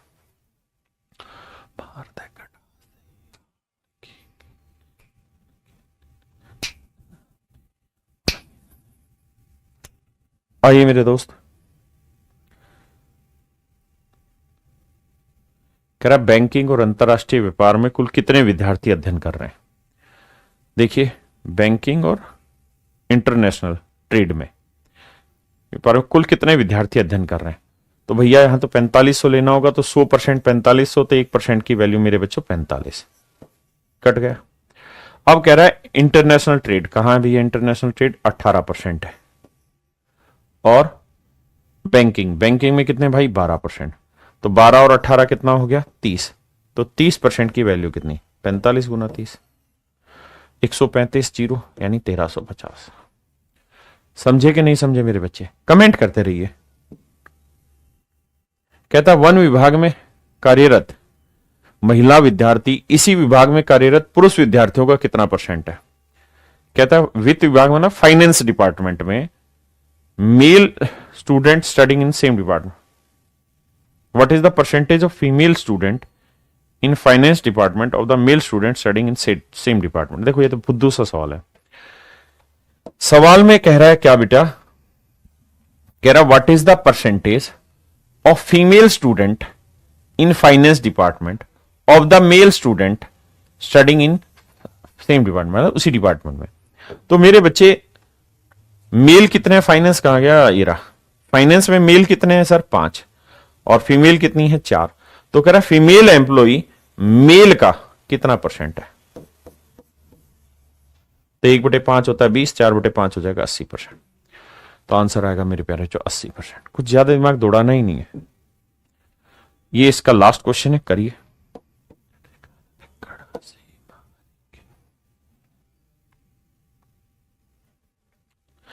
आइए मेरे दोस्त, हम पहले बैंकिंग में सोचते हैं। बैंकिंग में सोचते हैं, बैंकिंग में फीमेल देखोगे तो 10/27, और बैंकिंग में टोटली लोग 12% है। तो बैंकिंग में एक तो वैसे ही पॉपुलेशन बहुत कम है, उसमें महिलाओं की संख्या कम है, रेशियो के हिसाब से काटा मारो। अगला एमएस में लाते हैं। एमएस में अगर आप जाओगे तो भैया एमएस कहां है, एमएस में 22% है। एमएस में 22%, ये ठीक है। टोटल पॉपुलेशन 100 मान लेते हैं, तो एमएस में कितने में 22 लोग हुए, तो 22 लोग हुए। तो 22 में महिलाएं कितनी हुई भाई एमएस में, 3/5, 3/5 ये महिलाएं। हाँ जी, तो सोल्व करोगे 22 3 66/5, तो 12 5 60, 13 5 65, 13.2 फीमेल हुई है किसमें, एमएस में। वहीं मेरे प्यारे बच्चों अगर मैं इंटरनेशनल ट्रेड की बात करूं तो इसको तो काटा ही मार दूंगा, क्योंकि महिलाएं बहुत कम है इसमें, 1/6। अब बचा आईटी। आईटी की बात करें तो आईटी में कितने लोग हैं भाई, टोटल 21%, यानी 21 लोग हैं। और आईटी में महिलाएं कितनी हैं, 2/3, 2/3, 3 7 21, 7 दूनी 14। तो सबसे ज्यादा जो महिलाएं हैं मेरे प्यारे बच्चों वो आईटी में, सबसे ज्यादा जो महिलाएं मेरे बच्चों किस में है, आईटी में। आईटी आईटी आईटी, सबसे ज्यादा जो महिलाएं हैं मेरे बच्चे वो आईटी में।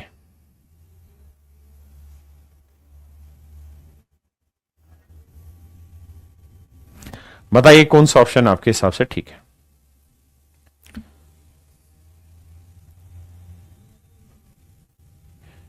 ये मेरे भाइयों आपका होमवर्क है, बाकी आप करके आना। कल हम पाई चार्ट खत्म करके दूसरा पोर्शन स्टार्ट कर लेंगे, आगे बढ़ेंगे। देखिए मेरे बच्चों, जिस भी भाई को, मेरे प्यारे बच्चों देखिए, जिसको भी ये समझ नहीं आया वो सबसे पहला काम क्या करे, आपको ये पता करना है कि सबसे ज्यादा बच्चे किस में। तो आप टोटल बच्चे क्या करो, 100 मान लो, टोटल 100 बच्चे मान लो, ठीक है, जिसको भी ये पल्ले नहीं पड़ा। अगर 100 बच्चे मानते हैं और बैंकिंग की बात हो रही, तो बैंकिंग में कितने बच्चे हैं सर? 12%, तो यानी 12 बच्चे हैं बैंकिंग में। तो 12 में महिलाएं कितनी हैं? 10/27। निकाल के देखो 10/27 कितना बना। दूसरा, अगला है आईटी। आईटी में टोटल बच्चे कितने? 21। और आईटी में महिलाएं कितनी भाई? आईटी में है 2 और 1 3, 3 में 2 भाग है, यानी 2/3 महिलाएं। उससे अगला है एमएस। एमएस में टोटल बच्चे कितने हैं जी? एमएस में टोटल बच्चे हैं 22। और इस 22 के अंदर एमएस में महिलाएं कितनी? 2 और 3 5, 5/6 ना, सॉरी माफ करिए, 3/5, 3/5। और तीसरा है मेरे बच्चे इंटरनेशनल ट्रेड। अब आप ये देखिए इंटरनेशनल ट्रेड में कितने लोग हैं? 18%, यानी 18 लोग हैं। और इसमें महिलाएं कितनी इंटरनेशनल ट्रेड में मेरे प्यारे बच्चों? तो वह है 1/6। आप कैलकुलेट करके देखेंगे ना धीरे धीरे, तो आपको समझ में आएगा कि किसमें कितने बच्चे हैं, और वहां से आप कहानी को समझ पाएंगे।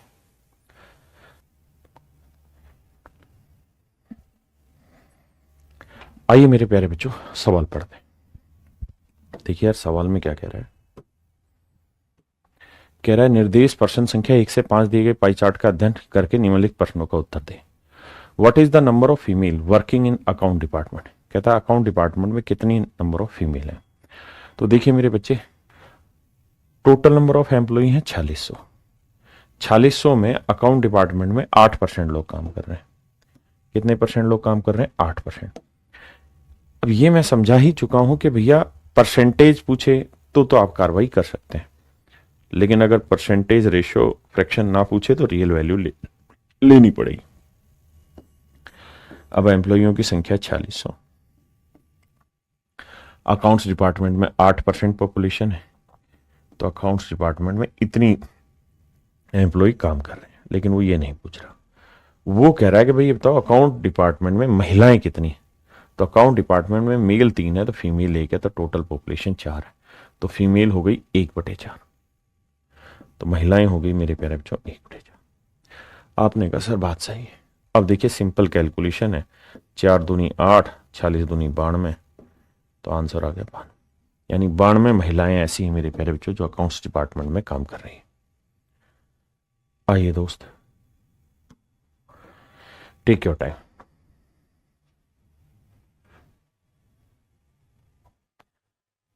कहता है एचआर और आईटी विभाग में कितने एम्प्लॉय काम कर रहे हैं। तो मेरे भाई आईटी में काम कर रहे हैं 26% और एचआर में काम कर रहे हैं 11%। यही है बेटे बेटा। तो 6 1 7 2 1 3, तो कुल मिला के 37% एम्प्लॉय काम कर रहे हैं। 37% एम्प्लॉय काम कर रहे हैं। तो 4600 का मेरे बच्चे 37% निकालोगे तो ये आपका डायरेक्ट आंसर। तो सबसे पहली चीज 7 6 42, जो भी आंसर होगा उसका आखिरी डिजिट 2 होना चाहिए। आप कहें सर ये तो आंसर नहीं है, ये है या ये है या ये।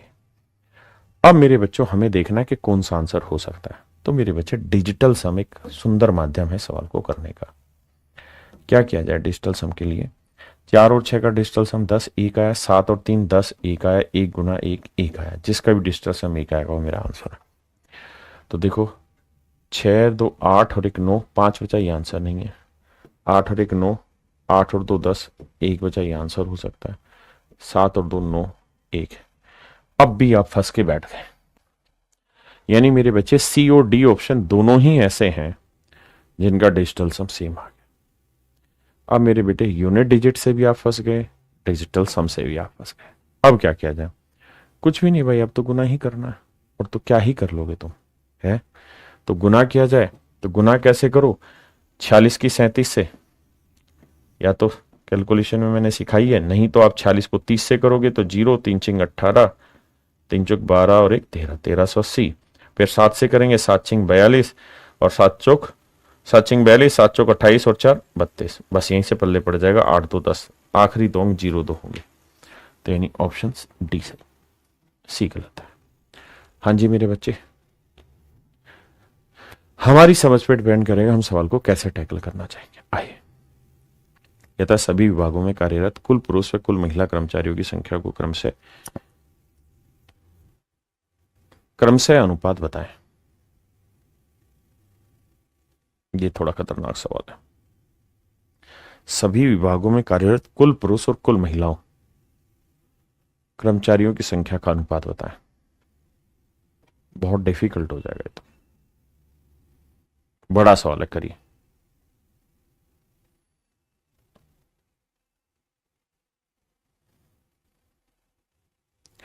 देखिए मेरे दोस्त, मैंने आपको ये बात बताई थी कि जब भी आपसे रेशियो पूछा जाए, फ्रैक्शन पूछा जाए, सर 100% के इक्वल में क्यों नहीं रख रहे? हाँ रख रहे हैं ना। 100% रिप्रेजेंट कर रहा है 4600 को, तो भैया 26% की वैल्यू कितनी, इतनी। या मैं सीधा 4600 का 26% कर दूं, एक ही तो बात हुई मेरे बेटे। वैसे बताता हूँ।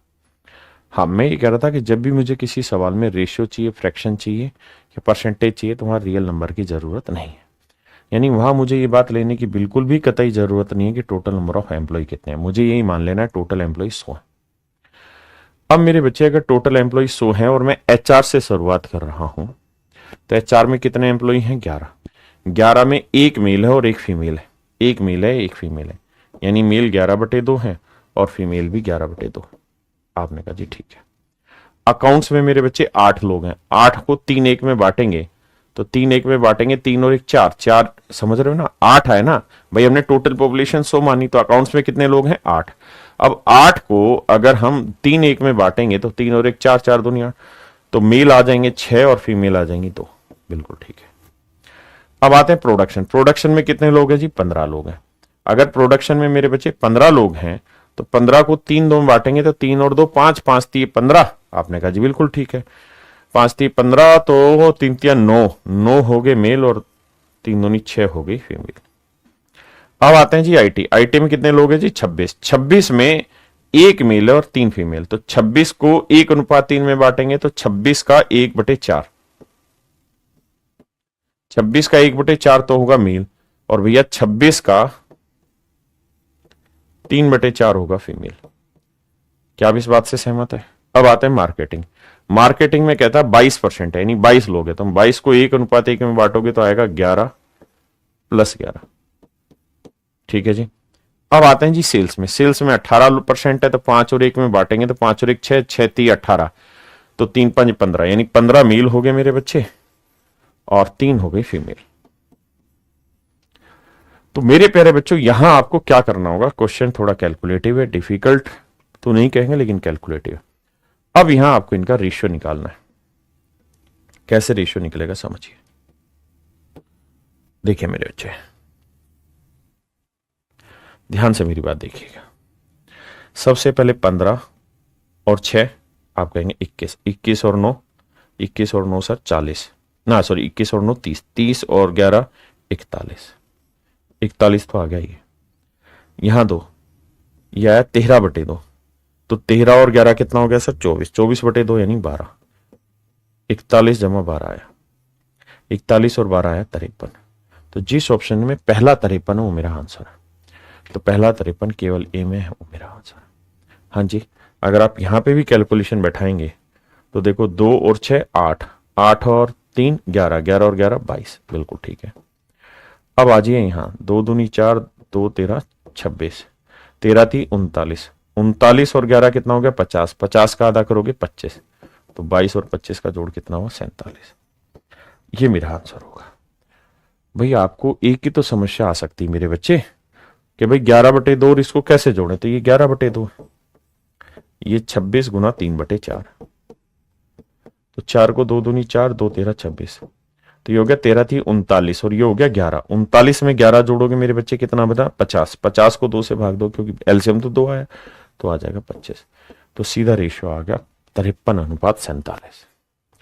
लेकिन फिर भी हम ये कहेंगे कि हाँ ये सर, हाँ सर ये सवाल बड़ा है, कैलकुलेटिव है, लेकिन ये एसएससी के क्वेश्चन नहीं है। आइए, लेकिन हमें ये जरूर ध्यान रखना है कि पेपर में कई बार ऐसा करेगा कि पूरा सब, जैसे 5 टुकड़े ना देके एक ही टुकड़ा दे देगा, और जैसे मेंस में मान लीजिए 30 क्वेश्चन है, 30 में से 20 सवाल बिल्कुल फुद्दू दे देगा और 10 सवाल कैलकुलेटिव दे देगा, तो वो टाइम कहीं ना कहीं मैनेज करा लेगा।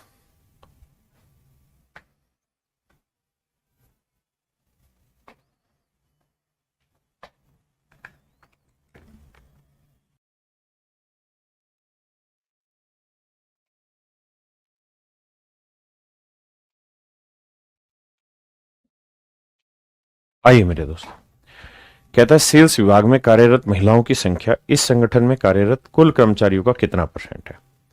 देखिए यार, ये सवाल कोई मतलब बेहद ही फुद्दू सवालों में से है। कहता है सेल्स डिपार्टमेंट में कार्यरत महिलाओं की संख्या, तो ये है सेल्स डिपार्टमेंट, इसमें टोटल एम्प्लॉय 5 और एक 6 बने। आप कहेंगे जी हाँ, टोटल एम्प्लॉय कितने बने? 6। तो सेल्स विभाग में कार्यरत महिलाओं की संख्या इस संगठन में कार्यरत कुल कर्मचारियों का कितना परसेंट है। अच्छा, ये टोटल पूछेगा, सॉरी, कुल कर्मचारियों का। तो देखो मेरे भाई, परसेंटेज चाहिए तो 4600 की हमको कोई जरूरत नहीं, हमने मान लेना टोटल 100 एम्प्लॉय है। अब सेल्स विभाग निकालो, सेल्स विभाग कहां है? ये रहा। तो सेल्स में कितने लोग हैं? 18। अगर 18 लोग हैं तो उन 18 लोगों में महिलाएं कितनी है सेल्स डिपार्टमेंट में? 1/5 यानी 1/6 माफ करिए, इतनी महिलाएं। और टोटल लोग कितने हैं भैया? 100। तो उसने यही पूछा कि भाई कुल कर्मचारियों पे सेल्स डिपार्टमेंट में महिलाएं कितनी? तो 6 18, 100 पे कोई चीज क्या कहलाती? परसेंटेज, यानी 3% महिलाएं। आई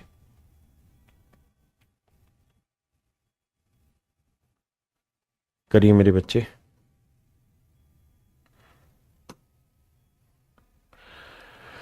कहता है what is the respective ratio of number of males working in production department to number of males working in marketing department. Production और मार्केटिंग में काम करने वाले पुरुषों की संख्या की अगर हम बात करें तो कहता है उसका अनुपात क्या है।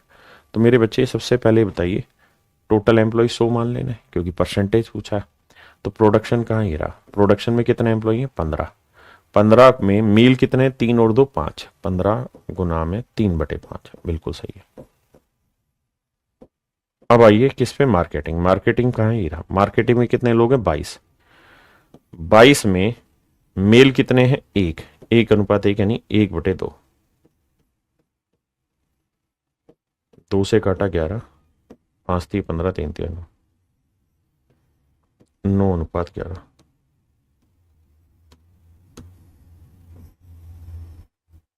9/11 मेरे प्यारे बच्चों मेरा सही answer. Option A is my dear student is your right answer. हाँ जी,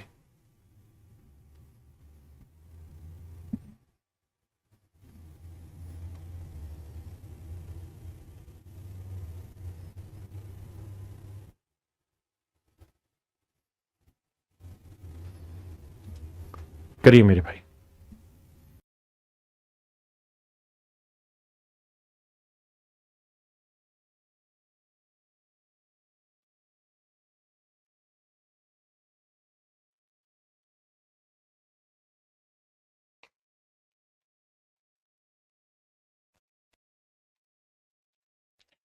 आइए मेरे दोस्त, देखिए ध्यान से, सवाल को समझे। सवाल में कह रहा है दिए गए पाई चार्ट का अध्ययन ध्यानपूर्वक करें, निम्नलिखित प्रश्नों का जवाब दें। कहता है सीधे और पदोन्नति द्वारा बने सहायकों की संख्या की अंतर ज्ञात करो। देखो मेरे प्यारे बच्चों,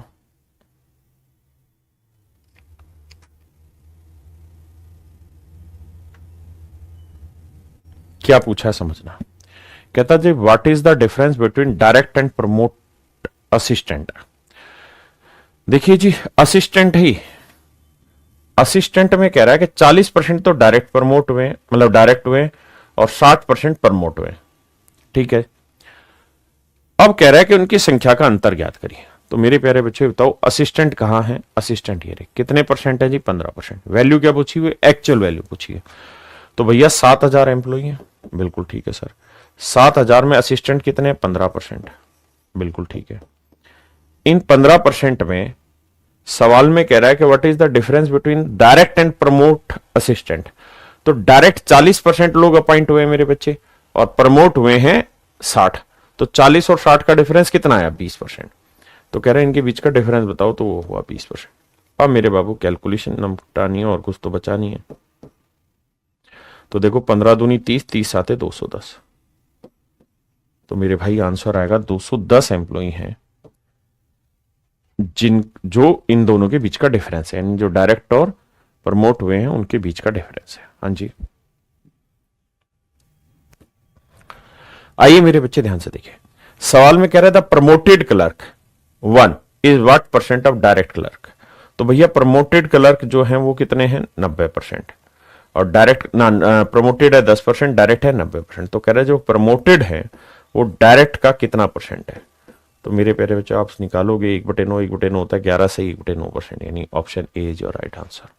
क्या होगा मेरे बच्चे, option A is your right answer. करें जी। कहता है how many employees are supervisor, कहता है सुपरवाइजर कितने लोग हैं, how many employee are supervisor. तो देखो यार सुपरवाइजर हैं कितने 17%, तो 7,000 का 17% निकालना है, that is your answer. 2 zero से 2 जीरो, यानी जो भी आंसर होगा उसमें आखिर में 1 जीरो आएगी, ठीक है।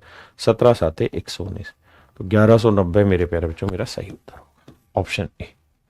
हाँ जी आइए जी, सवाल में ये कह रहा है कि which type of employee are in maximum number of direct recruitment, और जो आंसर देना है वो क्लर्क 1 से देना है, क्लर्क 2 से देना है, सुपरवाइजर से देना है, और एआई से देना है, ठीक है जी। एआई माने असिस्टेंट होगा ना, एआई भाई होगा, और तो क्या ही एआई में लिख रहा होगा, ये एआई होगा, ठीक है जी। इनमें बताना हमें कौन सा अधिकतम है। तो मेरे प्यारे बच्चों ये बताओ, कुछ पूछ रहा है which type of employee are in maximum number of direct recruitment, यानी किस डिपार्टमेंट में सबसे ज्यादा डायरेक्ट रिक्रूटमेंट हुआ है। तो C1 की बात करें तो कितने अपॉइंट हुए, 19, तो टोटल एम्प्लॉइज है तो 19 हुए डायरेक्ट अपॉइंट, बिल्कुल। अब इस 19 का क्लर्क 1 में डायरेक्ट कितने अपॉइंट हो रखे, 90%, तो 19 का 90%, बिल्कुल ठीक है, ध्यान से समझे। अगला है क्लर्क 2, क्लर्क 2 में कितने एम्प्लॉय अपॉइंट हुए हैं, 20%, यानी टोटल एम्प्लॉय 100 है तो 20 अपॉइंट हुए हैं, तो क्लर्क 2 में डायरेक्ट रिक्रूटमेंट कितना है, 30%, यानी इतना। सुपरविजन की बात करें तो 17%, यानी 17 लोग डायरेक्ट अपॉइंट हुए, और इन 17 में सुपरविजन में 50%, मतलब 17 एम्प्लॉय हैं उसमें से 50% डायरेक्ट अपॉइंट हुए, 50% डायरेक्ट अपॉइंट हुए, बहुत बढ़िया। और आखिरी मेरे बच्चे एआई यानी असिस्टेंट ही होगा। तो अगर हम असिस्टेंट की बात करें तो असिस्टेंट कहां, ये रहा असिस्टेंट, 15 लोग अपॉइंट हुए हैं, और 15 में डायरेक्ट कितने, 40%, 15 में डायरेक्ट है 40%। अब कह रहा है जी ये बता दो इनमें से कौन सी वैल्यू सबसे ज्यादा, इनमें से कौन सी वैल्यू सबसे ज्यादा, ये मेरे प्यारे बच्चों हमारे सवाल का उत्तर है। तो बटे वाली वैल्यू तो आप देख ही रहे होंगे कि सब में ही हटा देंगे, आप कहेंगे जी हाँ बटे वाली वैल्यू तो हटा ही दीजिए, क्योंकि 100 सब में, और हमें रेशियो निकालना था इनके, हमें यही तो बताना इनमें बड़ी कौन सी, तो 100 तो सब में, फर्क ही नहीं पड़ना। अब देखना कौन सी मल्टीप्लीकेशन बढ़ी। देखो 20 गुना 30 600 हुआ, और 17 पंजे कितना हुआ 85, 850, तो ये छोटी हो गई। ये 15 गुना 40 600 हुआ, और ये हो गया 17 गुना 50, तो ये भी छोटा हो गया। अब इन दोनों में कंपैरिजन करना है। समझो 20 को 990 से गुना करेंगे तो कितना आएगा 1800, और यहां मेरे बच्चे कितना आ रहा है 850, तो कौन सा बड़ा हुआ, C1, यानी क्लर्क 1 में एम्प्लॉइयों की संख्या मेरे प्यारे बच्चों सबसे ज्यादा क्लर्क 1 में, ठीक है मेरे दोस्त। तो थोड़ा सा डाटा लिखना है या देखना है, उसके बाद आंसर आ जाएगा। ये अगला सवाल आइए।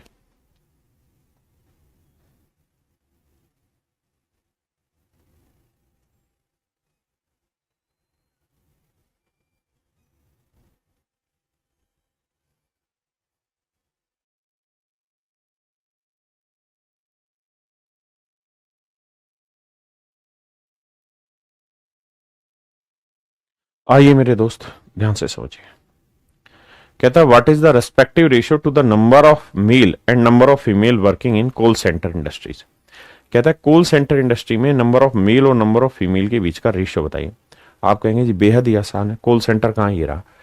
तो इसमें फीमेल कितना है 45, हाँ जी, तो पहले मेल लिखना था फिर फीमेल, तो 45 अगर परसेंट फीमेल है तो नेचुरल है, बाकी मेल कितना रहा होगा 55%। तो आप समझ गए कितना आसान सवाल दिया, 11:9, कुछ जरूरत ही नहीं है, डायरेक्ट रेशियो निकाल लेंगे आप, ऑप्शन है। आइए कहता है CA the number of female working in CA industries what percent of total number of people working in all industries. तो भैया परसेंटेज पूछा है तो टोटल मान लेते हैं 100 लोग।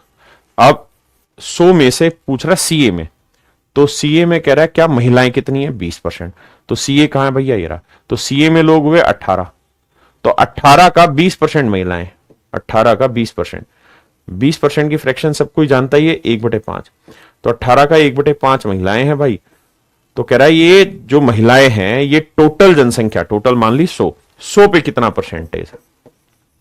तो कैलकुलेट करेंगे 18/5, 18/5 आएगा, 5×3 = 15, 5×6 = 3.60%। मेरे भाई हमें एक्चुअल वैल्यू तभी चाहिए जब ऑप्शन में ना सवाल में पूछा एक्चुअल हो, जब तक पूछा ना हो एक्चुअल तब तक जुड़ती नहीं। करिए।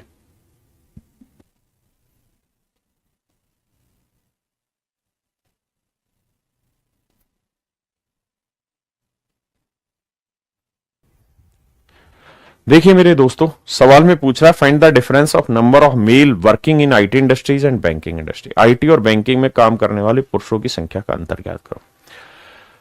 पुरुषों की संख्या का अंतर बताना है। तो मेरे बच्चे ये बताओ आईटी कहां है, ये रहा, कितने परसेंट है, 12%। तो टोटल लोग कितने हैं, 40,250, 40,250। इसमें से 12% लोग काम करते हैं आईटी में। और कह रहा है इसमें पुरुष बताओ। तो आईटी में अगर महिलाएं 20% है तो पुरुष कितने होंगे, 80% है। आपने कहा जी हाँ। तो आईटी में पुरुष इतने, मेरे प्यारे बच्चों। आपने कहा जी बिल्कुल ठीक है। अब दूसरा है, कहता है बैंकिंग। बैंकिंग कहां है जी, ये रहा। बैंकिंग में कितने परसेंट लोग काम कर रहे हैं सर, 14%।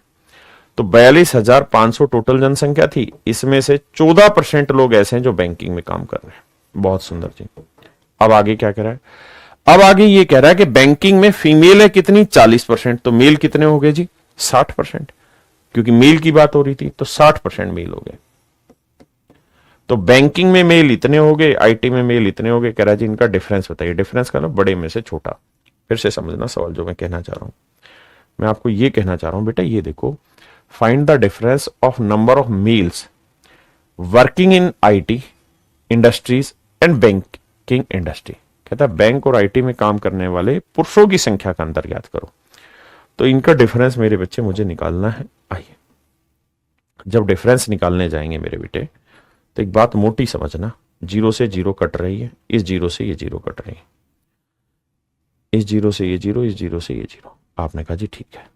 इसमें 42,250 था ना, हाँ तो यहां गलत लिखा,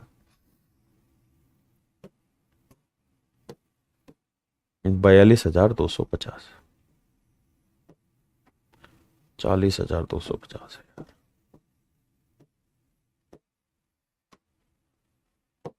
आइए, बहुत लंबा नहीं लेके जाऊंगा, सिर्फ समझाने की कोशिश कर रहा हूं और कुछ नहीं।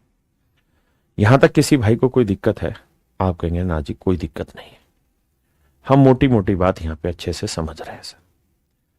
अगर मेरे बच्चे आप मोटी मोटी बात समझ रहे हो और हमें इसका आंसर निकालना है, तो आंसर कैसे निकाला जाए, ये मेरे सवाल का उत्तर है। अब देखिए, दो तरीके हैं। पहला तरीका है डिजिटल सम, दूसरा तरीका है कि हम इस कैलकुलेशन को सोल्व कर लें। देखिए, डिजिटल सम भी बाद में लगाना, पहले हल्का सा नजदीक लाते हैं। 4025 कॉमन ले लेते हैं, बटे 100 कॉमन आ जाएगा। आप कहेंगे हाँ ये वाला 100 कॉमन आ गया। तो यहाँ 12×7 = 84, 12×8 कितना है, 96, जबकि 14×6 कितना है, 84। तो मेरे बच्चे 96 में से 84 घटाओगे तो बचेगा कितना, 12। तो ये मेरा आंसर होगा। आप कहेंगे हाँ सर इसमें कोई दो राय नहीं है, आपका आंसर होगा। अब डिजिटल सम लगाना बेहद आसान है, या हम थोड़ी सी और कैलकुलेशन भी कर जाएंगे तब भी कम हो जाएगा। जैसे गुना भी करना है तो 12×5 = 60, 12×2 = 24 और 6 = 30। हाँ जी, 3 आएगा आगे, यानी लास्ट ऑप्शन 3 ही आएगा। और 12×4 = 48 और बटे 2 0 था तो यहां, तो 483 मेरे प्यारे जो मेरा आंसर है। हाँ जी, अगर यहां डिजिटल सम लगाते तो पहले इसका लगाना होता, फिर इसका लगाना होता, फिर डिफरेंस। तो बेटर है थोड़ा सा कैलकुलेशन है, सोल्व करिए आंसर।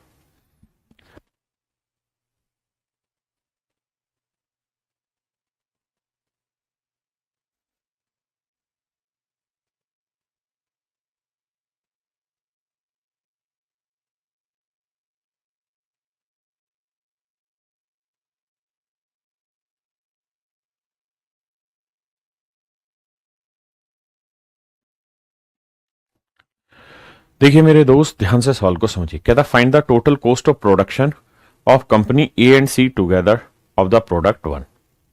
कहता product 1, product 1, product second, profit first और सेकंड। बहुत अच्छा सवाल है। आइए देखिए यार, यहां कॉम्प्लिकेशन लगातार बढ़ाया गया है सवाल का, चीजों को अच्छे से उलझाया गया है। देखिए कहता है 1 से 5 तक के क्वेश्चन करना है। Study the pie chart, study the given pie chart carefully and answer the following question. पहला है find the total cost of production. तो मेरे बच्चे टोटल कॉस्ट ऑफ प्रोडक्शन कितनी है? 25 lakh. Total cost of production है 25 लाख। 25 लाख में A B C D E F G में इतनी कॉस्टिंग आई है। तो कह रहा है ए और सी की बात करेंगे। तो भैया ए में कितनी कॉस्ट आई है? तो आप कहेंगे 15%। तो 25 लाख का 15%, ये ए की कॉस्ट है। और दूसरा है सी, सी में कॉस्ट कितनी आई है? 22%। तो 25 लाख का 22%। अब कह रहा है ये इनकी कॉस्ट है टोटल ए प्रोडक्ट की। अब जो ए प्रोडक्ट है मेरे प्यारे बच्चों, उसमें सवाल में पूछ रहा है find the total cost of production of company A and C together of the product one. तो प्रोडक्ट, पहले प्रोडक्ट की ए और सी की टोटल कॉस्टिंग बतानी है। तो मेरे बच्चे जो कंपनी ने कॉस्ट दी है उसमें ए प्रोडक्ट की जो कॉस्ट है वो कितनी है? 2 पहले वाले की, और सेकंड प्रोडक्ट की कॉस्ट कितनी है? 3। तो यानी इसका जो टोटल कॉस्ट ए पे लग रही है उसमें से 2/5 कॉस्ट लग रही है पहले वाले प्रोडक्ट की। और सी में जो कॉस्ट आई है उसमें प्रोडक्ट 1 की कॉस्ट 4 है, प्रोडक्ट सेकंड की कॉस्ट 1 है। तो यानी प्रोडक्ट 1 की जो कॉस्ट है वो 4/5 है। आप कहेंगे जी हाँ सर बिल्कुल ठीक है, हमें रेशियो चाहिए, टोटल चाहिए, टोटल चाहिए। अब जरा ध्यान देना मेरे बच्चों, अब अगर ध्यान दोगे तो 25 चौक 100, या इतना ही रहने दो, बाद में देखेंगे। 25 कॉमन ले लो भाई, 5 आ रहा है, कट तो रहा ही है यार, कैलकुलेशन तो करनी ही पड़ेगी। देखो 25 चौक 100, 2 दूनी 4, 5 3 15, 3/2 यानी 1.5 लाख। यहां निकालेंगे 25 चौक 100, 4 से 4 कटा, 22/5, 5 चौक 20, 5 चौक 20, 4.4। तो जोड़ेंगे तो 4 और 1 5.9, 5.9 लाख रुपए मेरे प्यारे बच्चों मेरी कॉस्ट आएगी। 5.9 लाख रुपीज मेरे बच्चों मेरी कॉस्टिंग आएगी। 5.9 लाख रुपए मेरे प्यारे बच्चों मेरी कॉस्टिंग आएगी। थोड़ा सा कॉम्प्लिकेटेड क्वेश्चन है लेकिन ध्यान दीजिए। कहता है कंपनी डी का सेकंड वस्तु का लाभ राशि ज्ञात करें। Find the profit amount of the company D to the article second.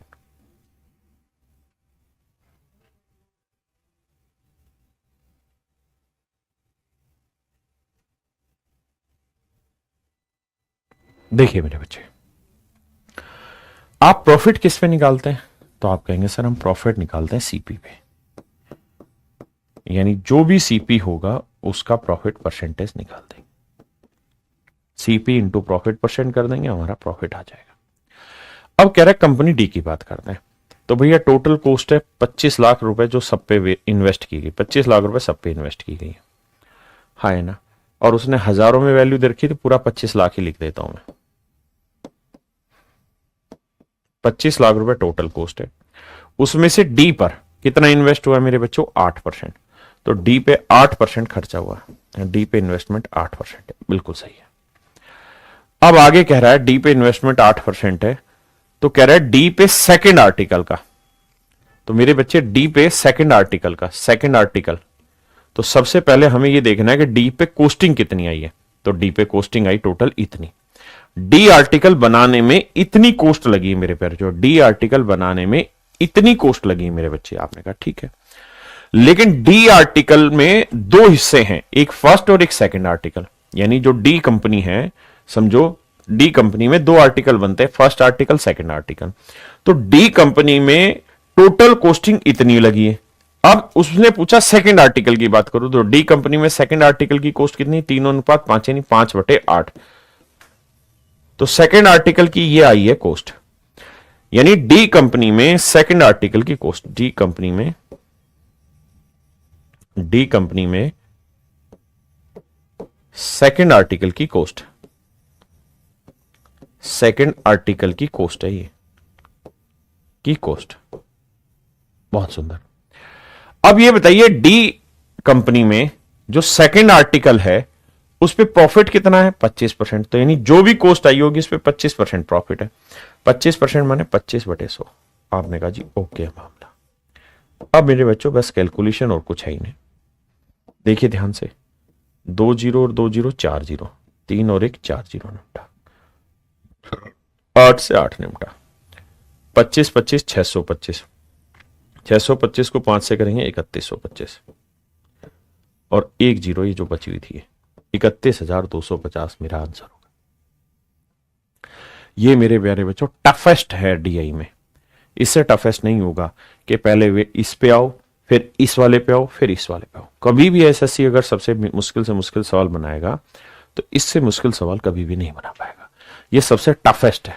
हाँ जी, इनकी पीडीएफ भी आपको मिल रही, सब कुछ मिल रहा, चिंता ना करें। आइए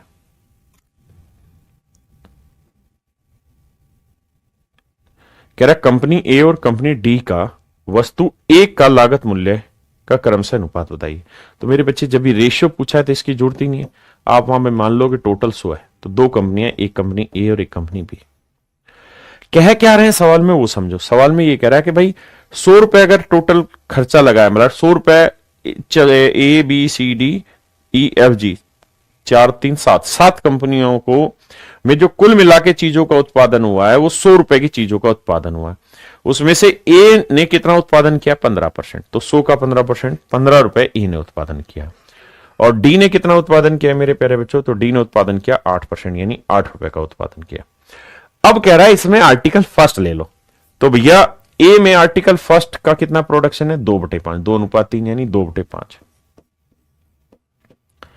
और डी में मेरे प्यारे बच्चों आर्टिकल फर्स्ट का कॉस्ट कितना है 3, तो 3/8, 3/8।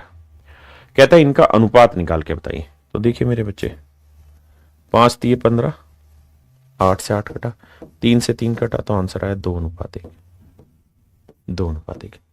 सवाल बेहद ही आसान है, चिंता कतई भी ना करें।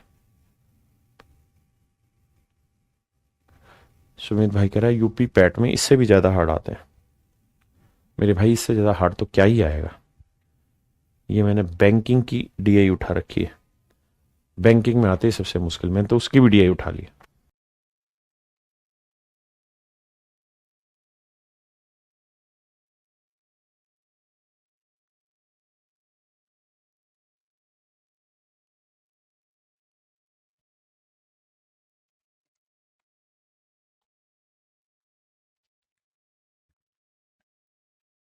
कहता है जी कंपनी जी का वस्तु एक और वस्तु दो के लिए कुल लाभ बताए।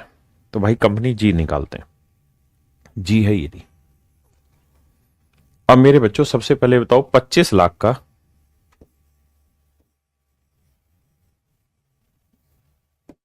25 लाख रुपए टोटल कॉस्टिंग है, यानी पूरी सारा इन सातों कंपनियों में कुल मिला के 25 लाख रुपए का सामान बना है। उस 25 लाख रुपए के सामान में जी कंपनी में कितना सामान बना है 12%,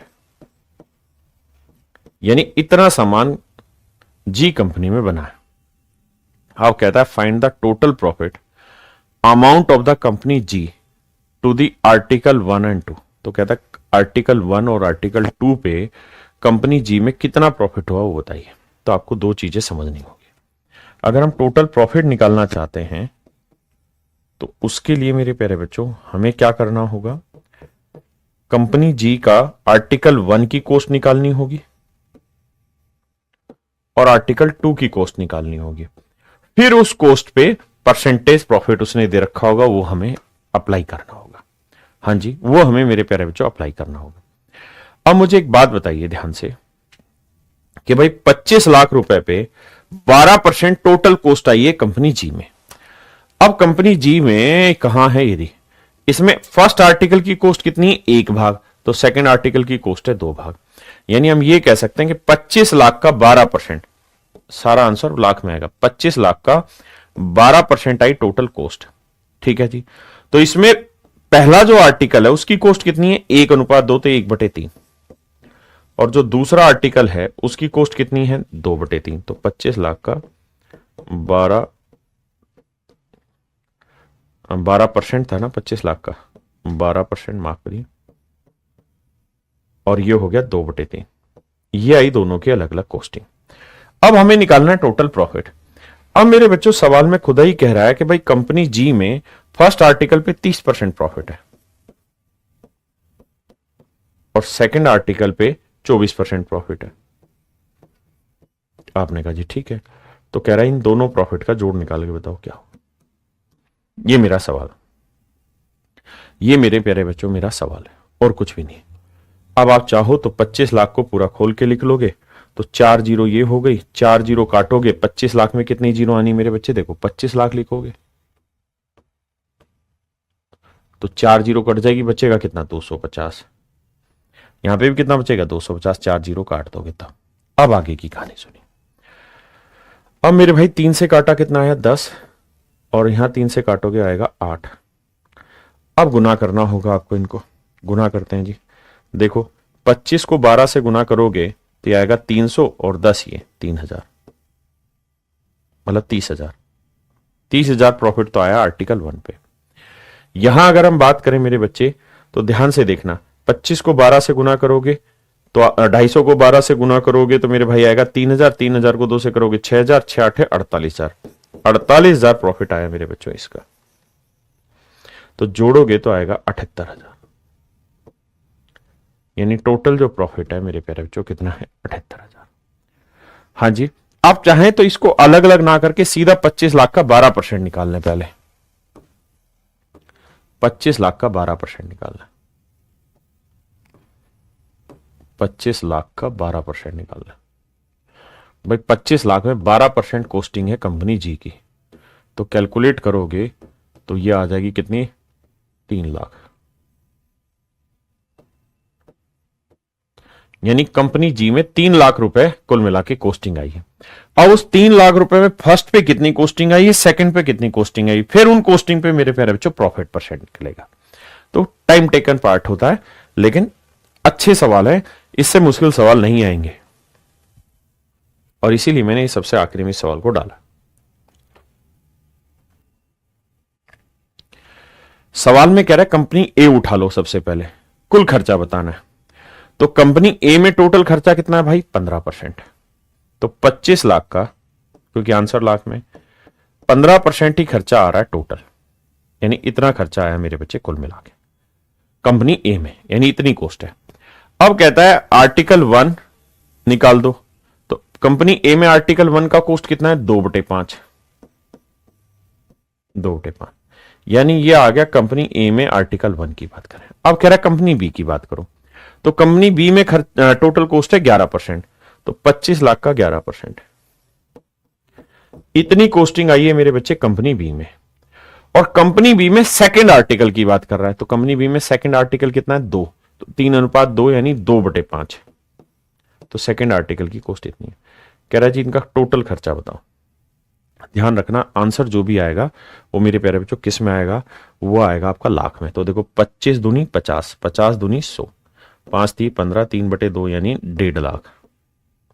यहां आ जाइए 25 दूनी 50, 50 दूनी 100, तो 11/10, 11/10 यानी 1.1 लाख। जोड़ोगे तो 1 और 1 2.6 लाख। ये मेरे प्यारे बच्चों मेरा आंसर है, ये मेरे नन्हे मुन्ने बच्चों मेरा आंसर आ जाएगा। हाँ जी, तो मेरे प्यारे नन्हे मुन्ने बच्चों अब आपका डीआई का सेशन पूरी तरह खत्म हुआ ना, माफ करिए डीआई का नहीं, डीआई में जो पाई चार्ट है उसका सेक्शन खत्म हुआ। पाई चार्ट नाम की चीज आपको बहुत अच्छे से मैंने अच्छे तरीके से समझा दी है, पूरी तरीके से। देखिए मैंने डिफिकल्ट टू डिफिकल्ट लेवल भी ले लिया है, और जो एसएससी में आते हैं वो शुरुआत के 10-12 सवाल भी मैंने पिक कर लिए थे जो एसएससी में पूछे जाते हैं, बिल्कुल आसान से सवाल। अब आपने क्या करना है, हो सकता है इस क्लास में जो पीडीएफ थी ना, जो बोर्ड पीएनजी थी, वो इतनी क्लीन नहीं दिख रही हो, क्योंकि इतना छोटा छोटा कंटेंट होता है, वो लिखना होता है सारा। तो आपके पास पीडीएफ आ जाएगी, पीडीएफ में चीजें साफ सुथरी होंगी। कहेंगे बिल्कुल हाँ, तो अगर पीडीएफ में साफ सुथरी होंगी मेरे प्यारे बच्चों, तो उन पीडीएफ से इन सारे सवालों की प्रैक्टिस करिए। तो आज के लिए इतना ही। Thank you, have a nice day to everyone, thank you.